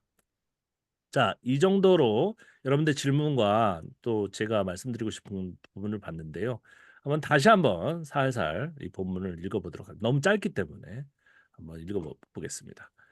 이것은 오바댜가 받은 계시이다. 주 하나님이 에돔을 두고 하신 말씀이다. 주님께서 여러 민족에게 천사를 보내시며 너희는 일어나라 에돔을 쳐부수러 가자 하신 말씀을 우리가 들었다. 나는 여러 민족 가운데서 너를 가장 보잘것없이 만들겠다. 모든 사람이 너를 경멸할 것이다. 그러니까 하나님이 이런 말씀을 하셨다고 보는 것보다는 하나님의 음성이 이 에돔에 대해서 억하심정을 가지고 있는 이스라엘 백성들의 그 마음이 그 하나님의 입을 통해 가지고 나타났다. 이렇게 보는 게 더 합리적이지 않습니까? 이게 뭐예요, 하나님이? 예, 그렇잖아요. 3절 네가 하나님 바위 틈에 둥지를 뜨고 높은 곳에 그 지역이 그렇습니다. 이렇게 숨을 곳이 많죠. 뭐 돌도 많고 높은 곳에 집을 지어놓고는 누가 나를 땅바닥으로 끌어내릴 수 있으랴 하고 마음속으로 말하지만 그러니까 이 3절은 뭐냐면 교만하기 때문에 예. 일반론으로 또 가죠. 에돔이 뭔가 구체적으로 잘못한 일보다는 네가 하나님 앞에 교만하기 때문에 이게 사실은 페르시아의 일신론에서 나온 겁니다. 이유도 없어요. 그러니까 일신이 그 유일한 유일신이 마음을 먹으면은 그죠? 심판을 하고 유일신 앞에서 교만해? 그러면 찍어 누르고 이러는 거예요. 또 예정도 합니다. 놀라워요. 페르시아의 그 신을 한번 공부할 필요가 있어요. 똑같아요. 그러니까 자기가 정해. 그러면 다른 사람이 뭐 태클을 걸 수가 없어요. 그러나 원래 이 이스라엘 민족의 민족신은 그렇지 않아요. 타협합니다. 이거 너무한 거 아니에요? 그러면 그래? 내가 바꿀게. 뭐 이런 식으로. 굉장히 인간적이에요. 어떻게 보면. 예. 그러나 페르시아의 신은 그렇지 않아요. 엄청 무서워요. 그런 느낌이 많이 나고요. 4절에 네가 독수리처럼 높은 곳에 보고 내가 가장 높은 신인데 말이야. 네가 어디다가 높은 곳에 자리를 꾸며 놓는다고 할지라도 나는 그냥 다 끌어내릴 거야. 왜냐면 내가 제일 높아야 되기 때문에 내 위에다가 네가 자리를 만들면 다 끌어내린다는 거죠. 이게 유일신이에요. 너에게 도둑대가 들거나 밤중에 강도대가 들이닥쳐도 자기들에게 필요한 만큼만 뺏어간다. 넌 너무하다. 요건 좀 다르죠, 그죠? 네가 교만하기 때문에 넌 죽어야 돼 이게 아니라 뭔가 너무하지 않느냐. 너는 심하다 이런 얘기를 하고 있습니다. 그래서 사실은 이 5절 이하의 내용들이 더 오래된 거고, 그죠? 그 위에 있는 내용이 나중에 붙은 것 같은 느낌이 듭니다. 너와 동맹을 맺은 모든 나라가 너를 나라 밖으로 쫓아내고, 그죠? 우리끼리 이렇게 잘 사는데 말이야. 넌 너무한 거 아니야. 그죠? 예. 그러다 보면은 슬기로운 사람이 다 없어지고, 그죠? 방방곡곡에 지혜 있는 사람이 없어진다. 너 그런 식으로 하면 잘 될 것 같아. 이건 좀 타협적이죠. 뭐. 그래서 10절도 마찬가지죠. 뭔가 이렇게 그 자기가 섭섭한 얘기를 계속 주절주절 거리는 그런 내용입니다. 초기층이 그래요. 네 야곱에게 저지른 그 폭행 때문에 내가 치욕을 당할 것이며 아주 망할 거야, 아마 이런 거죠. 근데 그대로 가다 보면은 아까 제가 글 쓴 것처럼 정말로 큰 잘못을 저질렀을까? 야곱이 오히려 상속을 받는데 왜 그렇게 저항을 하지 않았을까? 여러 가지 질문을 제기를 할 수가 있습니다.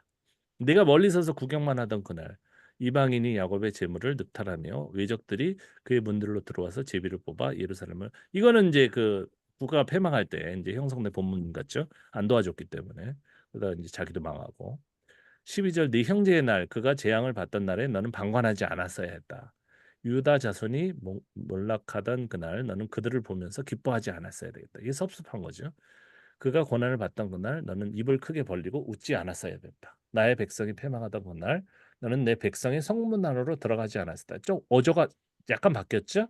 12절까지는 민족 차원에서 네가 잘못한 걸 얘기를 하다가 결국은 이제 백성 단위로 살짝 옮겨지면서 그 다음에 이제 15절 아까 말씀드린 그죠? 민족 심판, 주의 날 이거는 그냥 멸망하는 날이거든요. 그쪽으로 이어지는 어떻게 보면 이거를 구성한 사람은 아주 자연스럽게 구성했을지 모르지만 이 전반적인 개론을 알고서 이걸 바라보면은 별것도 아닌데 하나의 족속의 뭐 별것이 아닌 건 아니죠. 이제 국가가 패망하는 그런 상황이니까 도와줬어야지 어떻게 보면 맞죠. 하지만 이 지구 멸망 뭐 완전 초토화에 비해서는 사실은 그런 벌을 받기에는 조그만 별것도 아닌 그 소소한 어떤 그런 잘못인데도 불구하고 이제 민족 심판까지 나가는 겁니다. 예. 이 흐름을 보면은 에돔 때문에 사실은 이 세상가 멸망한다고 볼 수도 있잖아요. 잘못 보면 그렇게 됩니다. 너희가 내 거룩한 산에서 쓴 잔을 마셨다. 이게 성소 개념이죠. 하나의 장소가 홀리 플레이스가 되는 거예요. 그죠? 예. 거기에 하나님이 고깝게 생각하는 자가 들어오는 자체가 죄예요. 그래서 너는 잘못이다. 그죠? 이게 이제 고정 성전 개념이 왕정 시대냐 아니면은 성전을 재건한 이후에 귀환기 이후냐 그거는 또 판단해 봐야 되겠습니다. 근데 민족 얘기 나오고 온 세계 얘기가 나오니까 후대일 가능성이 훨씬 높죠. 시온산도 시온산 개념도 사실 생긴 게 귀환기입니다. 네. 그리고 야곱의 집은 다시 유산 차지했잖아. 뭐 다 뺏어가 놓고. 어.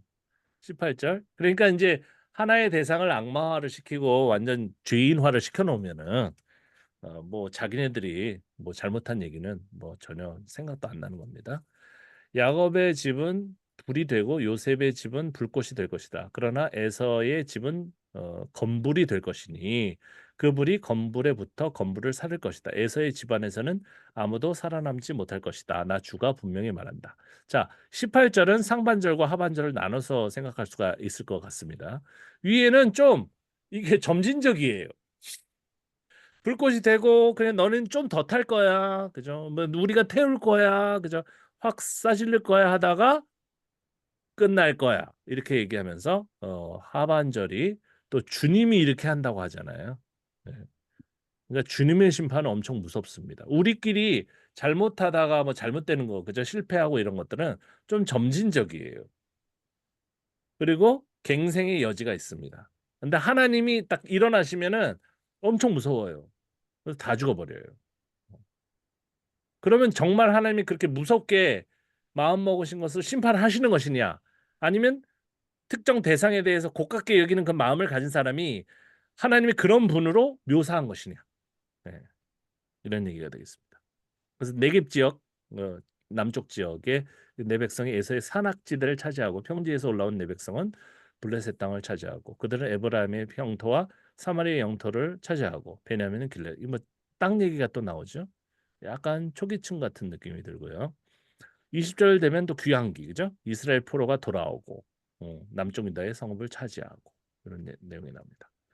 그래서 21절 구원자들이 시온산에 올라와서 에서의 영토를 다스릴 것이다. 이미 이 구절을 쓸 때는 사실은 그 에서의 어떤 그 민족적인 어떤 응집력 같은 것들이 이미 흡수가 많이 됐을 거예요. 근데 왜 에서 얘기를 이렇게 자주 하느냐? 아마도 위안기에 그 있었던 그 사람이 이 에서 에돔의 어떤 예를 들어가지고 자기네들이 미워할 대상을 모델화 시킨 것이 아닌가. 그렇게도 생각을 해보게 됩니다. 그러니까 너희들이 교만하고 우리 안 도와주고 협조하지 않으면은 다 이렇게 초토화돼 으르는 거죠. 옛날에 에돔이 그랬어, 에서가 그랬어 이런 식으로 모델로 삼아가지고 이렇게 협박을 한 것은 아닌가 그런 생각이 듭니다. 그래서 초기층은 어떤 잘 지냈던 친한 친구, 그죠?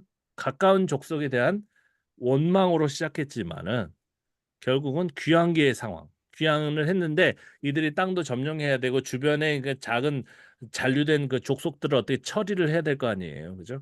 그들에게 본보기로서 그죠? 흡수화되고 있는 에서가 얼마나 나쁜 놈인가. 그리고 하나님께서 이렇게 행동을 하는 그 족속을 초토화시킨다는 것들을 자꾸 얘기를 하면서 뭔가 자기네들이 주도권을 잡으려고 하는 그 굴러 들어온 돌이죠. 이미 떠난 지가 수십 년 된 사람들이 자기 땅이 어디 있는 자기 집이 어디 있는지 다 초토화돼 가지고 알지도 못하는데 와가지고 거기 자기가 주인이라고 하는 거잖아요. 지금도 그렇잖아요. 이스라엘 사람. 그 사람들 다 뺏었잖아요. 거기를. 자기가 하나님이 거기 주신 땅이라고 하면서 다른 사람이 오랜 세월 동안 거기 이제 점령해가지고 살고 있었는데 하나님이 여기 원래 성전이 있었고 여기 우리 땅이야, 우리 주신 그 가나안 땅이야 이래 버리니까 뭐 말도 안 되는 거죠. 그냥 와가지고 점령해 버리고 이렇게 똑같은 짓을 아직도 하고 있기 때문에 이런 해석은 굉장히 정확한 해석이다. 그래서 한번 타겟을 정한 다음에 그를 이제 어떤 나쁜 존재로 삼는 거죠. 그래놓고 심지어는 이 성서 본문까지 끌어들여 가지고 하나님의 뜻이다 이렇게 선포해 버리는 그런 흐름이라고 말씀을 드릴 수가 있겠습니다. 그래서 제가 짧은 그 글을 써놨는데요. 뭐 사상과 신앙과 상황이 다르면 그 어제의 친구도 적으로 변하죠. 제가 엄청나게 많이 경험하면서 살고 있습니다. 저한테 뭐 이상하다고 하고 뭐 성경 뭐 이상하게 해서 해석한다고 그러고 막 그런 친구들이요. 옛날에 제가 이제 중국 선교할 때는 헌금도 많이 하고 그죠? 그 중국 제가 이제 하는 그 선교지에 와가지고 밥도 많이 사주고 그랬던 친구들이에요. 음. 근데 만약에 설령 제가 이상해졌다고 칩시다. 제가 성경을 이상하게 뭐 제 나름대로 눈을 떠가지고 그렇게 해석한다고 할 수가 있는데 제가 에돔이라고 해요. 그런데 저한테 어떻게 그렇게 할 수가 있습니까? 정말 사탄이라고 하는 친구도 있어요. 제가 사탄이래요. 어. 아니 그렇게 생각하더라도 어떻게 그렇게 말합니까? 네. 그리고요 제 동생 뻘 되는 아이들도요 저한테 다 반말하면서 이렇게 얘기해요. 어. 그러니까 이 에돔이라는 이 족속이 뭐 잘못을 했는지 모르겠어요. 그런데 대부분 잘못을 한 사람으로 잘못을 해야만 하는 사람으로 그리고 멸망해야 되는 사람으로 만들어 버린 것이 바로 그 족장 시대로부터 헐쩍 뛰어가지고 그다음 귀환기까지의 연결되는 그 편지 본문에서 자주 나타나는 그런 현상입니다. 그렇기 때문에 이 성경을 이제 읽으실 때는 요런 부분을 이게 좀 악마되거나 악인화되거나 너무 과장돼 가지고 이렇게 너무 좋은 사람으로 너무 나쁜 사람으로 이렇게 각색이 된 부분이 없나 그런 부분을 좀 유념하셔 가지고 이 본문을 읽으시면은 그 핵심이 잘 보이거든요. 제가 지금 마가복음 그 부분에 그 페이스북에 올리지 않은 부분들이 많아요. 그거를 편집하고 있는데 어 거기도 보면은 그 복음서 가운데 이제 마가복음과 마태복음과 누가복음이 좀 다른 측면이 있는데 마가복음은 그 예수님 옆에 같이 십자가에 못 박힌 그 악인이죠. 범죄자가 같이 예수님을 욕하는 거예요. 거기에는 뭔가 누가 좋고 누가 나쁘고 그게 없어요. 그런데 어느 시점에 한 사람이 극적으로 죽음 직전에 신앙 고백을 해가지고 그죠? 예수님께서 명령 내리니까 낙원에 천국에 가는 그런 스토리가 또 필요했던 거예요. 그래서 둘을 나눕니다. 원래 같은 사람인데 나눠가지고 한 사람은 예수님을 그저 신앙하고 또 다른 한 사람은 그 욕하는 그런 존재로 만들어 버린 거잖아요. 그래가지고 이제 그 누가복음에서 그게 다르고 이제 마태복음은 마가복음을 조금 비슷하게 받아들였지만 욕하는 사람이 추가됩니다. 그래서 장로가 욕해요. 원래는 마가복음은 대제사장과 서기관이 이제 구원론을 얘기하죠. 네가 왜 너 뭐 사람들 구원한다고 그러면서 너는 왜 스스로 구원 못하느냐. 근데 이 질문이 그 70년대 전후에 이제 네로가 이제 68년 그 대박해를 하고 그다음 70년 이후에 또 엄청나게 그 유태인들이 많이 죽거든요. 그 상황에서 이제 그리스도인들도 죽고 많이 죽었는데 그러니까 죽는 그 죽음을 이제 마주하게 된 사람들이 이제 한 질문이 그거예요. 예수님은 왜 저렇게 힘없이 죽었을까? 그러니까 신앙이 완전히 정립이 되기 전입니다. 그리고 왜 저분은 구원을 못했을까? 스스로를. 이제 그랬는데 거기에 대한 답변을 뭐가 나옵니까? 그게 아니라 예수님은 돌아가신 게 아니라 부활하셨고 그리고 저렇게 자발적으로 희생을 당했기 때문에 오히려 온 인류가 구원을 받을 수 있는 문이 되셨다. 이런 이제 신앙적인 어떤 발전 우리가 볼 때 발전으로 나간 거 아닙니까? 그러니까 그런 식으로 그 본문을 잘 보셔야 돼요. 본문이 비슷한 본문들을 잘 비교하면서 아까 예레미야나 오바댜서를 잘 비교해 보면 아까 좀 어렵지만 요 본문 비교 같은 경우에는 약간 초기층들이 보이면서 족속의 원래 어떤 생활상과 그다음에 그것이 이제 가공돼 가지고 변화한 그 본문들을 잘 비교하면은 거기에 이제 진실이 들어 있는 거예요. 거기. 복음서도 잘 비교해야 돼요. 그러니까 그게 서로 다르다만 얘기했지만 그게 왜 다른지, 무엇 때문에 그 본문을 다르게 했는지 많이 다르거든요. 누가복음에는 그냥 백성들이에요. 백성들이 예수님 욕하는 거예요. 어.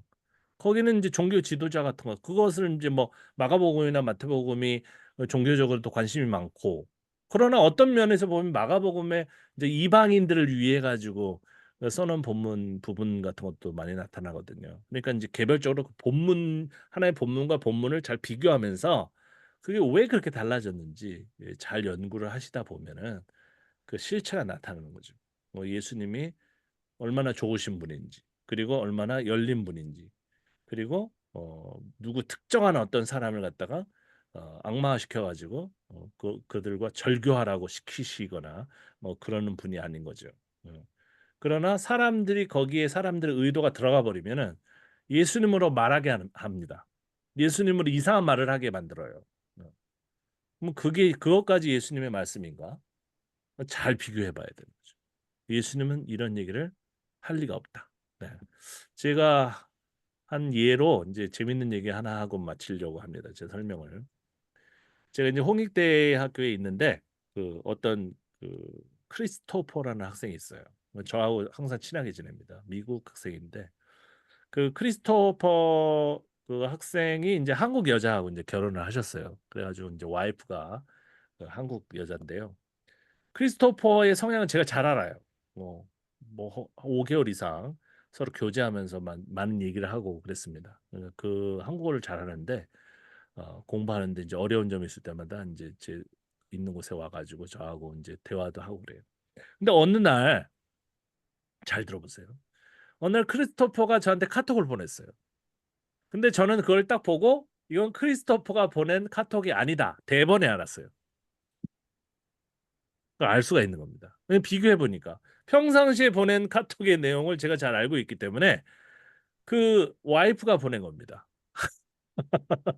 그 내용이 되게 이상해요. 뭐냐면 나는 네이티브 스피커고 나는 미국인인데 어쩌고 저쩌고 막 그런 내용이에요. 이건 아니다. 크리스토퍼 이런 얘기를 할 리가 없어. 그리고 나하고 친한데 서로 나한테 이런 얘기를 할 리가 없다. 한국인인 나한테. 그래가지고 제가 알았어요. 그 뭔가 그 와이프가 기분이 안 좋은 일이 있었어. 그래가지고 이제 학교 측에다 뭔가 컴플레인을 하는 건데 어 이제 제가 이제 연결이 돼 있으니까 저한테 그런 얘기를 한 겁니다. 그래가지고 나중에 이제 크리스토퍼하고 딱 만났는데 아무 얘기 안 했어요. 웃었어 그냥. 그랬더니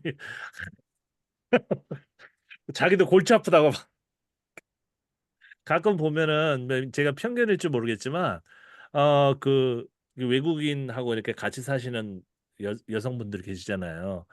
좋은 분도 있어요. 그런데 문제가 많은 분들이 있어요.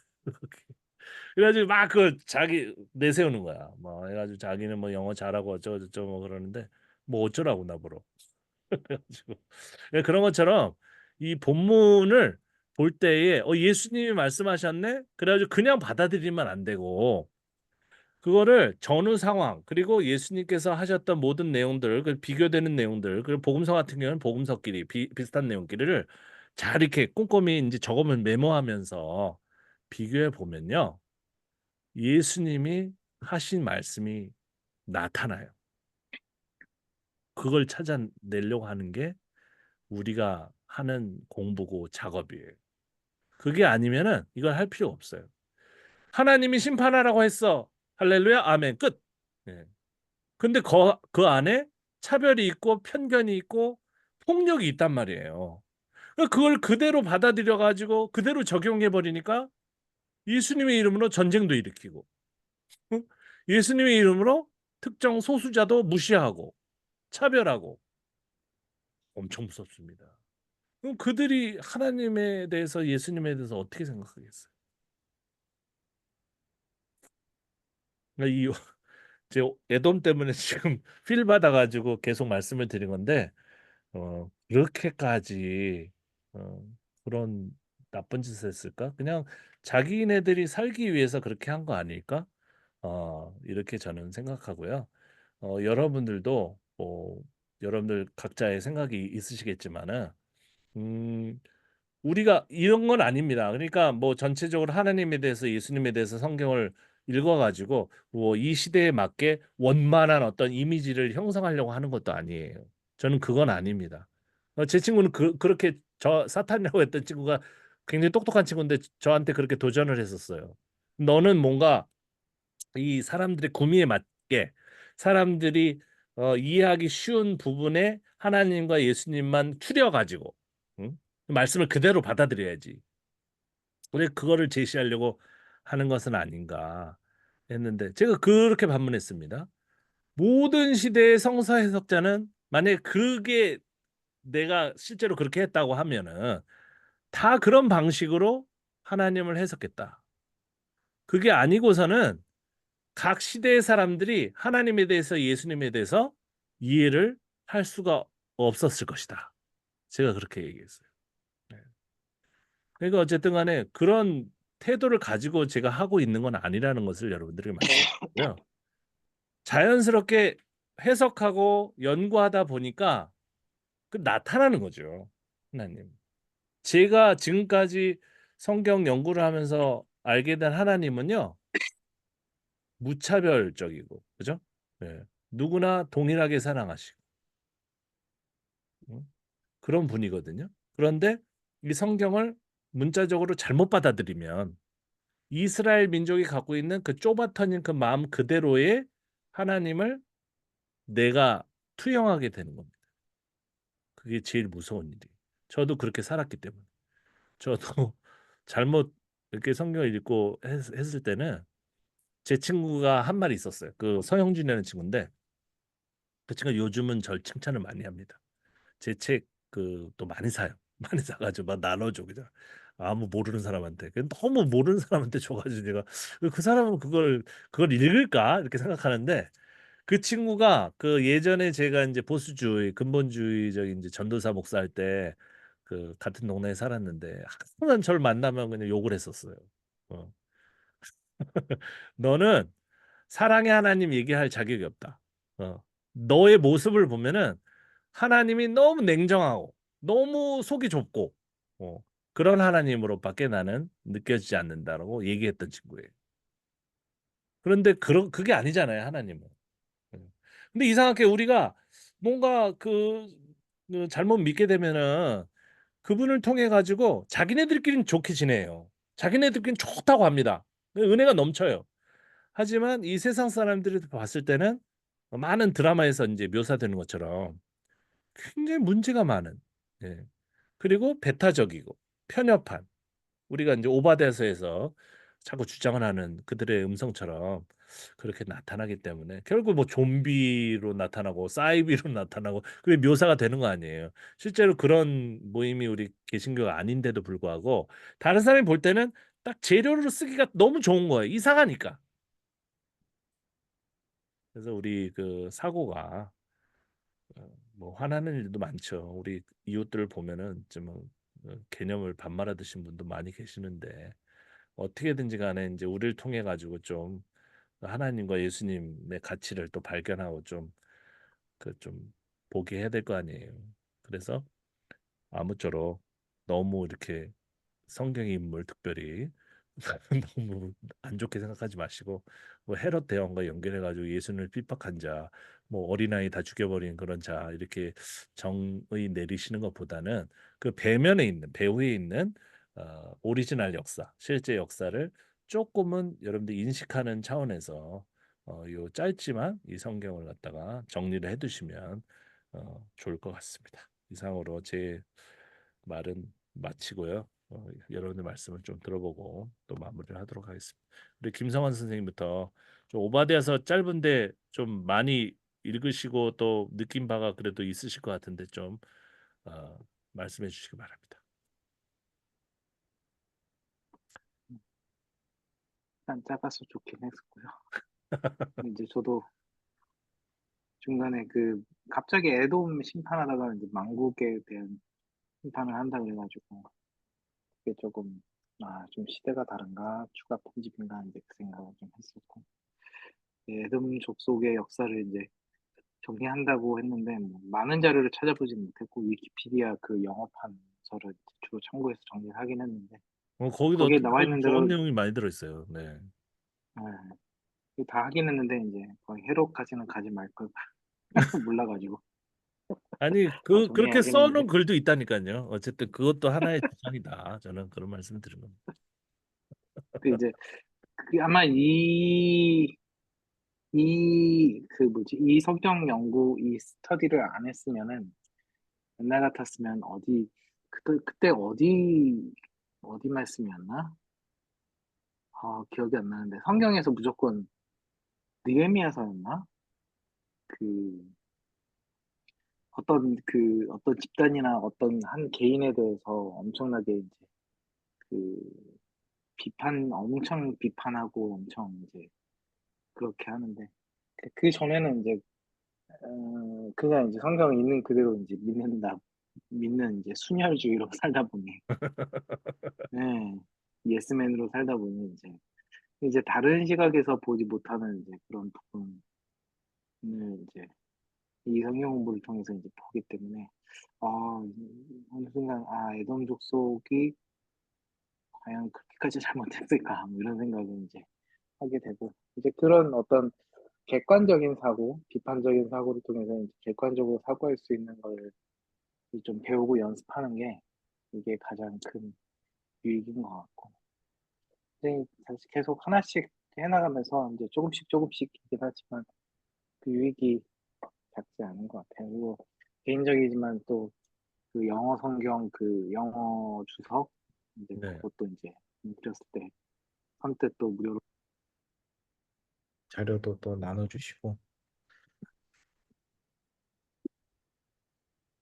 제가 드린 게 많이 없는데 뭘 더, 많으시죠. 뭘 더 드려야 될 것 여태까지 같은데. 자료 받은 것 중에서는 목사님한테 받은 자료가 제일 많은 것 같아요. 정말요? 와, 감사하네요. 저도 사실은 그 예전에 해야지. 예, 제 친구가 그 제가 영국에 있을 때 그 외국 친구들은 그 자료를 안 줘요, 원래. 안 주는데 제가 불쌍해 보였나 봐요. 그래가지고 막 그 자기가 복사한 자료 그때는 스캐너가 없었는데도 그 복사한 자료를 엄청나게 많이 줘가지고 제가 공부를 많이 했거든요. 그래서 뭐 외국 사람도 이런 사람도 있네 그랬는데 그 자료가 없으면 그 공부를 할 수가 없더라고요. 어떤 때는. 왜냐면 읽지를 못하니까 그 생각이 좁아가지고 확장이 안 돼요. 그래서 하여간 뭐 제가 뭘 들었는지 제 기억이 안 나가지고 지금 찾아봤는데 그래서 있으면 또 뭐 필요하신 거 있거나 아니면 제가 있으면은 드리도록 하겠습니다. 네. 우리끼리 버는 거니까 뭐 이거는 뭐 우리가 판매하지도 않고 그러니까 뭐 보면 되죠. 뭐 책도 사실은 제가 습관적으로 지금도 그 홍대 도서관에서 막 책 10권 빌려다가 뭐 읽으면서 스캔하거든요. 읽으면서 발로 누르면 그 제가 원하는 페이지가 이제 스캔이 돼요. 옛날에는 이제 뒤집어 가지고 뭐 스캐너에도 놓고 한 장씩 했잖아요. 근데 요즘은 그 옆에 있는데 이게 위에서 뭐 비추면서 하는 거거든. 제가 이거 처음 살 때는 막 30 몇만 원, 40만 원 했는데 요즘 싸더라고요. 뭐 10 몇만 원으로 더 성능도 좋고 그러는데 뭐 저는 옛날에 산 거 이거 계속 잘 쓰고 있습니다. 그래서 그렇게 해가지고 그 어디 다닐 때 뭐 아이패드 같은 데다 넣어가지고 많이 독서를 많이 하고요. 많이 읽으니까 좀 약간 좀 균형 잡힌 시각을 하는데 도움이 많이 되는 것 같아요. 그래서 우리 김성원 선생님이나 하종훈 선생님도 제가 있는 거 안에서는 생각날 때마다 뭐 그냥 지나가면 모르겠지만 드릴 테니까 뭐 영어라서 좀 영어 자료가 너무 많아가지고 그런데 하여간 좀 천천히 읽어보시면은 굉장히 그 중요한 내용들이 많이 있는 것 같습니다. 또 다른 말씀 없으십니까? 거기는 좀 비가 안 옵니까? 요즘 좀 비도 올 것 같은데. 네. 요즘 우기 시작해서 비가 가끔씩 내리고 있어요. 거기 비 오면 엄청나게 많이 오잖아요, 진짜. 그죠? 소나기성 비가 좀 많이 내려요. 근데 이제 가끔 비가 한번 그 호우 경보가 울려가지고 비가 한 몇 시간 정도 이제 내리고 그러면 이제 네. 홍수가 나기 쉽죠. 어. 거긴 그래가지고 이제 설이 잘 안 돼 있었어요, 그 그래서. 태국 그 어떤 학생이 왔어요, 오늘 사무실로. 그런데 그 국가에서 정부에서 좀 약간 차별하는 게 있어요, 나라마다. 그래서 동남아 학생들은 그 other countries 해가지고 그 기타 국적에다 집어넣어 놨어요. 그래가지고 그 음, 미국 학생들이나 싱가포르 학생, 싱가포르는 잘 사는 나라라고 그래가지고 그 예를 들어서 저희 홍익대학교에 입학하려고 하거나 거기 이제 그 한국어 과정을 들으려고 하는 학생들은 서류가 엄청 간단합니다. 진짜 서류가 뭐 별 필요가 없어요. 여권 사본 내고 뭐 돈 내고 그러면 끝이에요. 그런데 그 태국 학생 같은 경우에는 제가 옆에서 보니까 그 준비할 서류가 20가지가 넘더라고요.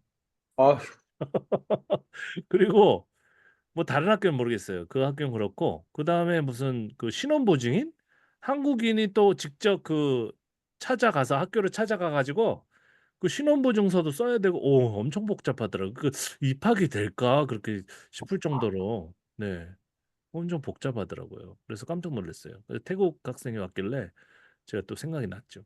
네.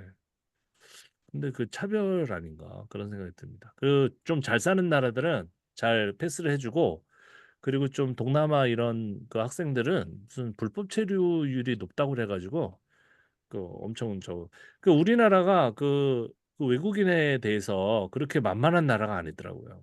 예.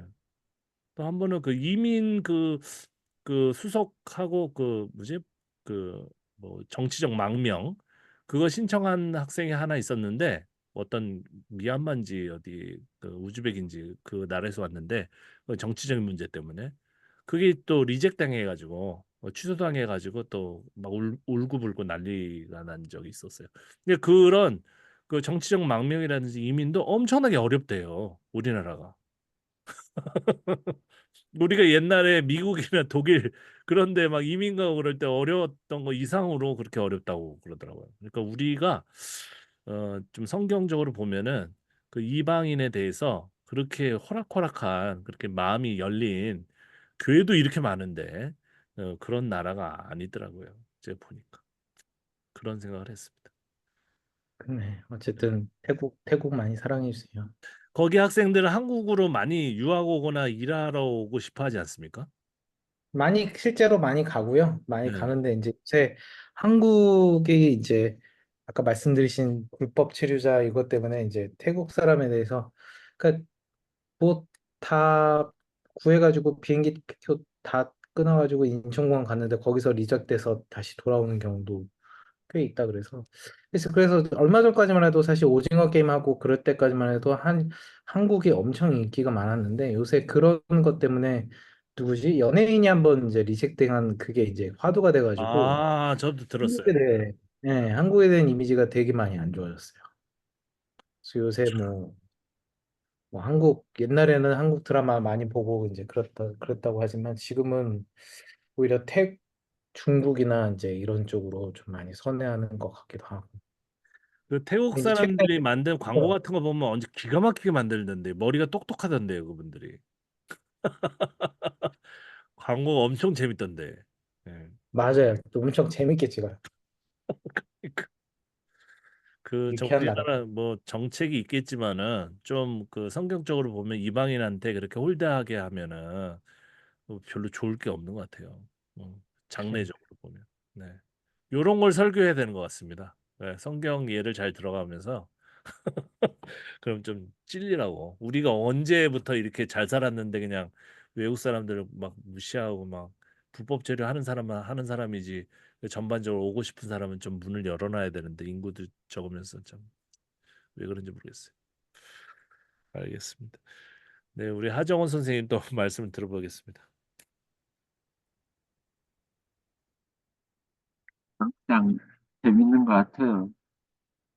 요즘에 들어서 그 살아왔던 것도 좀 되돌아보고 성경 같은 경우도 이제 꾸준히 읽게 되는 그런 부분들. 근데 이제 또 기타도 배우고 있었는데 네. 마음이 좀 식은 것 같아요. 선생님이 아프다고 좀 몇 달째 안 나오고 계시고 선생님 왜 또 어디가 아프실까요? 어, 몸이 아픈 것 같진 않고 전에 근처 큰 교회에서 오셨거든요. 네. 근데 이제 와이프하고 자녀는 또 저쪽을 다니. 어, 그러니까 자기 혼자 이렇게 온 경우죠.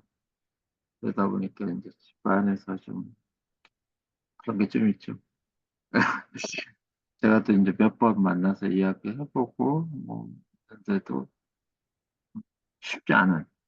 그러니까 이 신앙을 가지면 자유스러워져야 되는데 그냥 무슨 얽매이는 듯한 그 원리 원칙들에 막 걱정하는 그런 부분들이 계속 남아있다 보니까 왔다 갔다 하는 거 이게 맞을까 저거 맞을까 막 헤매고 또 와이프는 또 전형적인 뭐 은사 같은 비슷한 어, 그런 쥐자 같은 거라 굉장히 어렵고 교회에 물다 보니까 그런 상황이 일어나서 갈등, 뭐 여러 가지 환경적인 복잡한 그냥 몸이 아파서 좀 당분간은 방학했으면 좋겠다.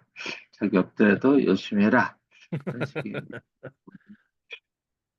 그래서 이제 저도 이제 거기에 또 헤매게 되고, 저 같은 경우는 초보자기 때문에 누군가 가르쳐 주지 않으면 전혀 할 수 없는 올 1월에 기타를 처음 치기 시작했으니까요. 네.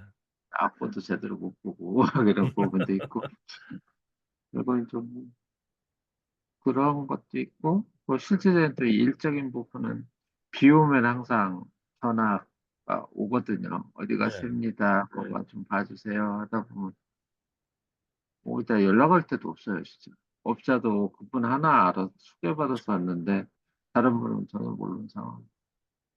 그러니까 결국에는 이제 제가 찾아보는 거죠. 방수는 어떻게 하나, 뭐는 어떠나. 그거 보고서 알아서 앉아서 그런 대충 해보는 거죠. 그러다 보면 운이 좋게 잘 된 부분도 있고 또 덜 된 부분도 있고. 그러니까 서서히 작년 8월 이후로 제가 조금씩 조금씩 한 서너 번 했던 것 같아요. 제 스스로 계속. 어, 그러다 보니까 지금 많이 90, 한 7% 정도까지는 잡은 것 같아요. 그래서 와. 한 세상에 그 3% 업자가 노력하고 없어가지고 스스로 터득하신.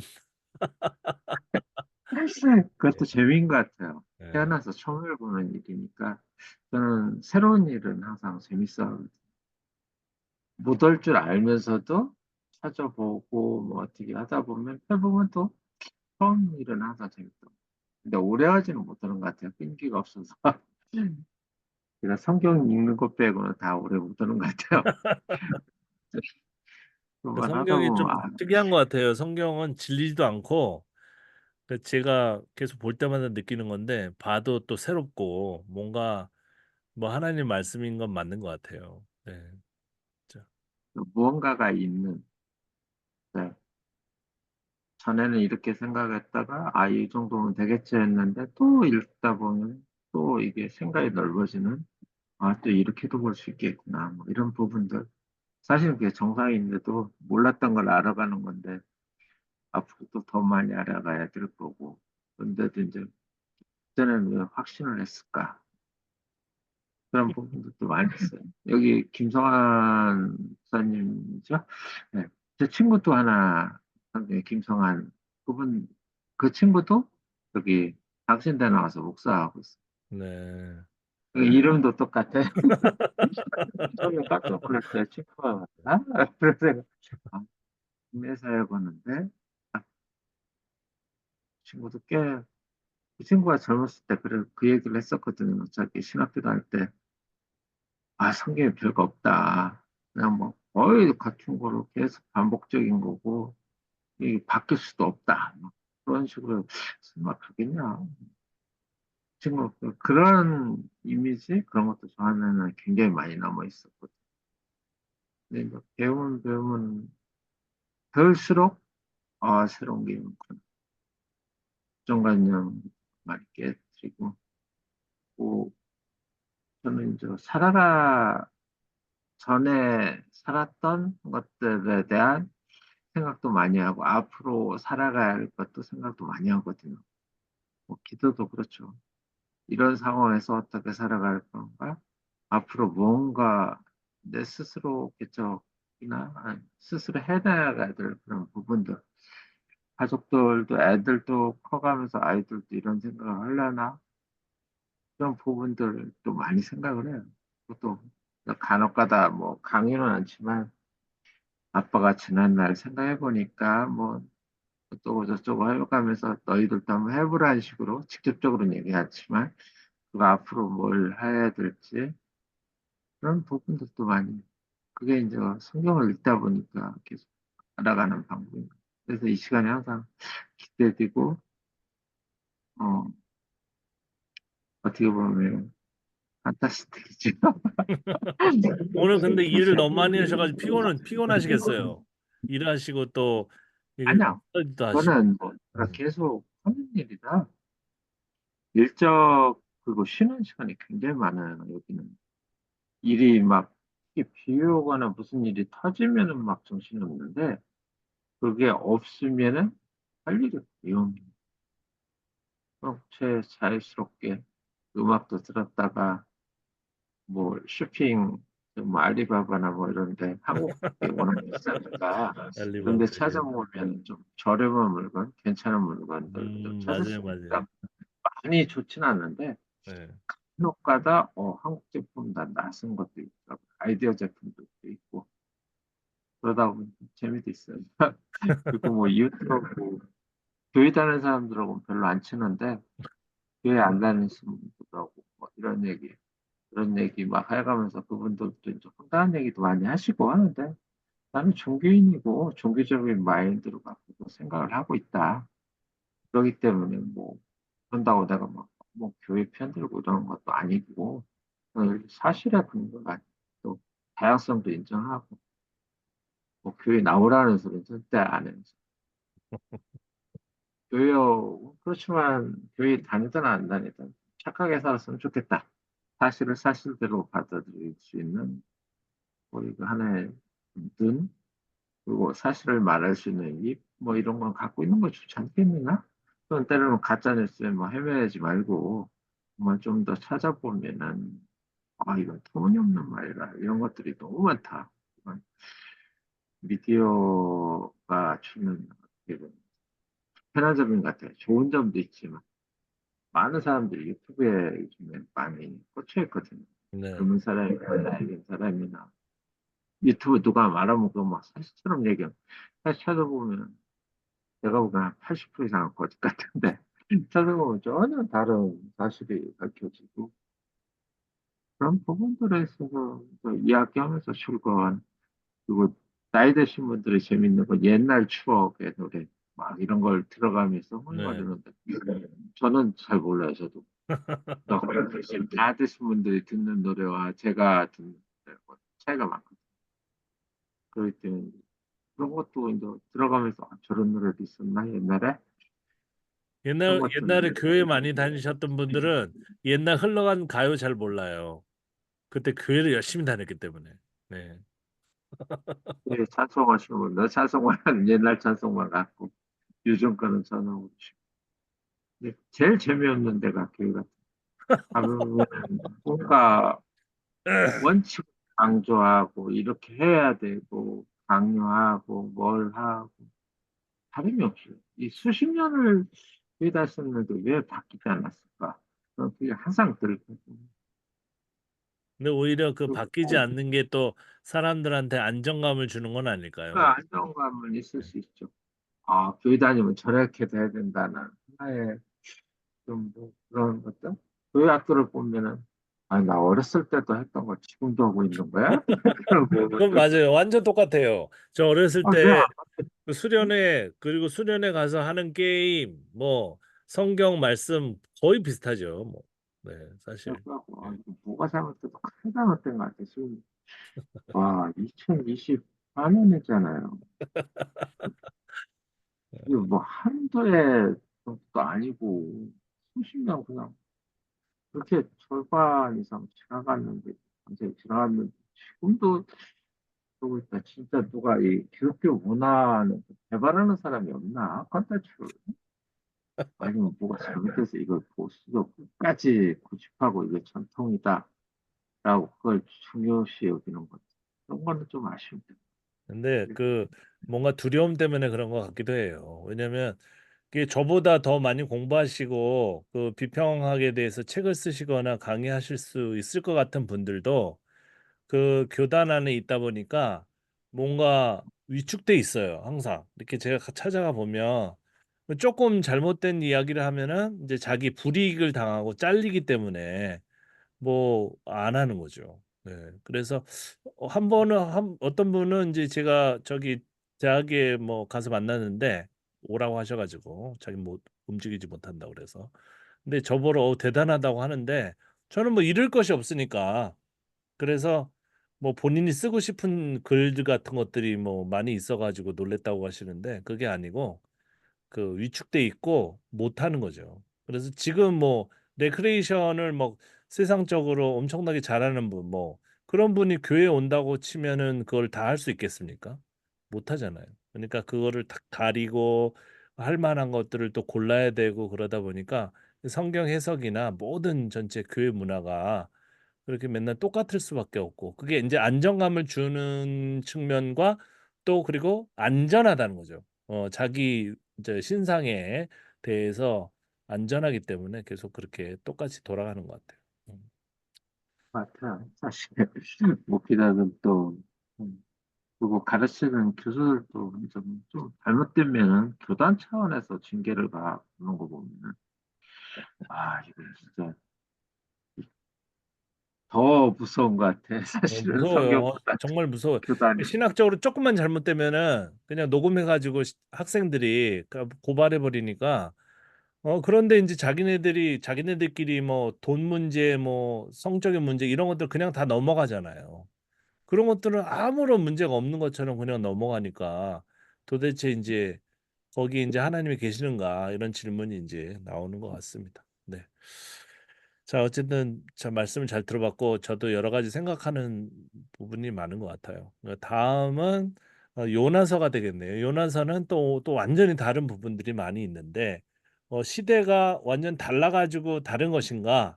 아니면 비슷한 시대인데 요나서를 이제 작성한 사람은 또 다른 생각을 하고 있었던 것인가?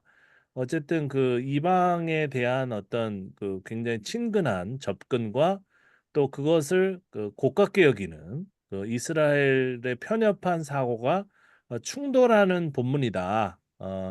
저는 제가 해놓은 메모를 보니까 대충 그렇게 돼 있는데 요나서도 굉장히 유명한 본문인데도 불구하고 사실은 그 제대로 그 해석이 잘 안 되고 또 설교도 사실은 그렇게 많이 안 되는 그 본문 중에 하나거든요. 그래서 뭐 요나 뭐 물고기 뱃속 이야기 또 예수님의 어떤 그 연결해가지고 이렇게 설교하는 거 외에는 별다른 내용들이 없는데 사실은 그 자세히 보시면 요것도 그 구절구절마다 약간 완전 판이하게 다른 그 시대성 같은 것들이 나타나시기 때문에 어, 좀 고대적인 측면에서 이제 원래 기록돼 있었던 그 이야기 부분하고 그 다음에 이제 편집된 부분, 후대에 편집된 부분하고 그런 것들을 잘 살펴서 이제 네 장이잖아요.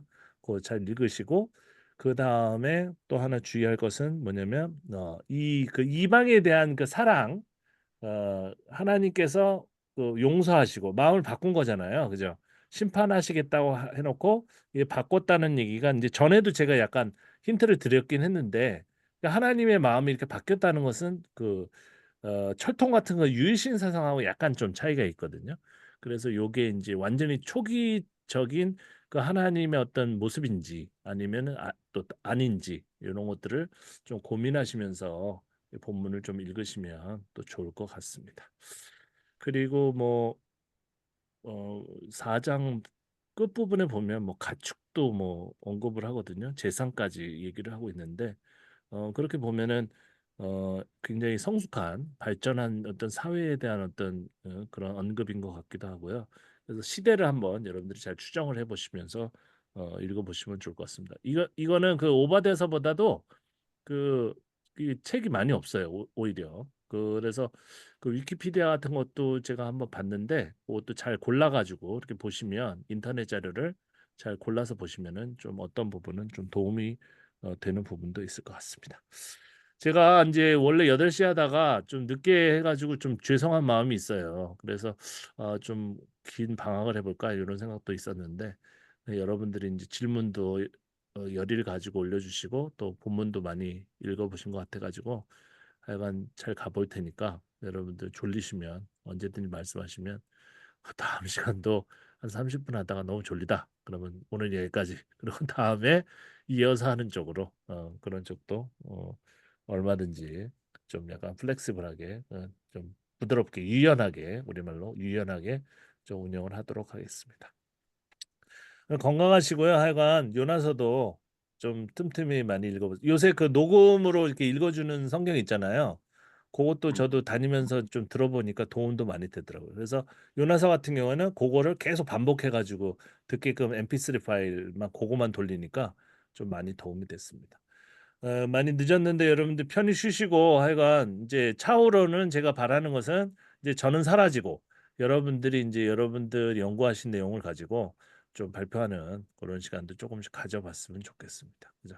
뭐 저만 책을 쓰라는 건 없잖아요. 여러분들이 새롭게 발견하신 부분을 여러분들 인생을 투영해 가지고 또 공개를 하시면 또 도움이 될 사람이 많을 것 같습니다.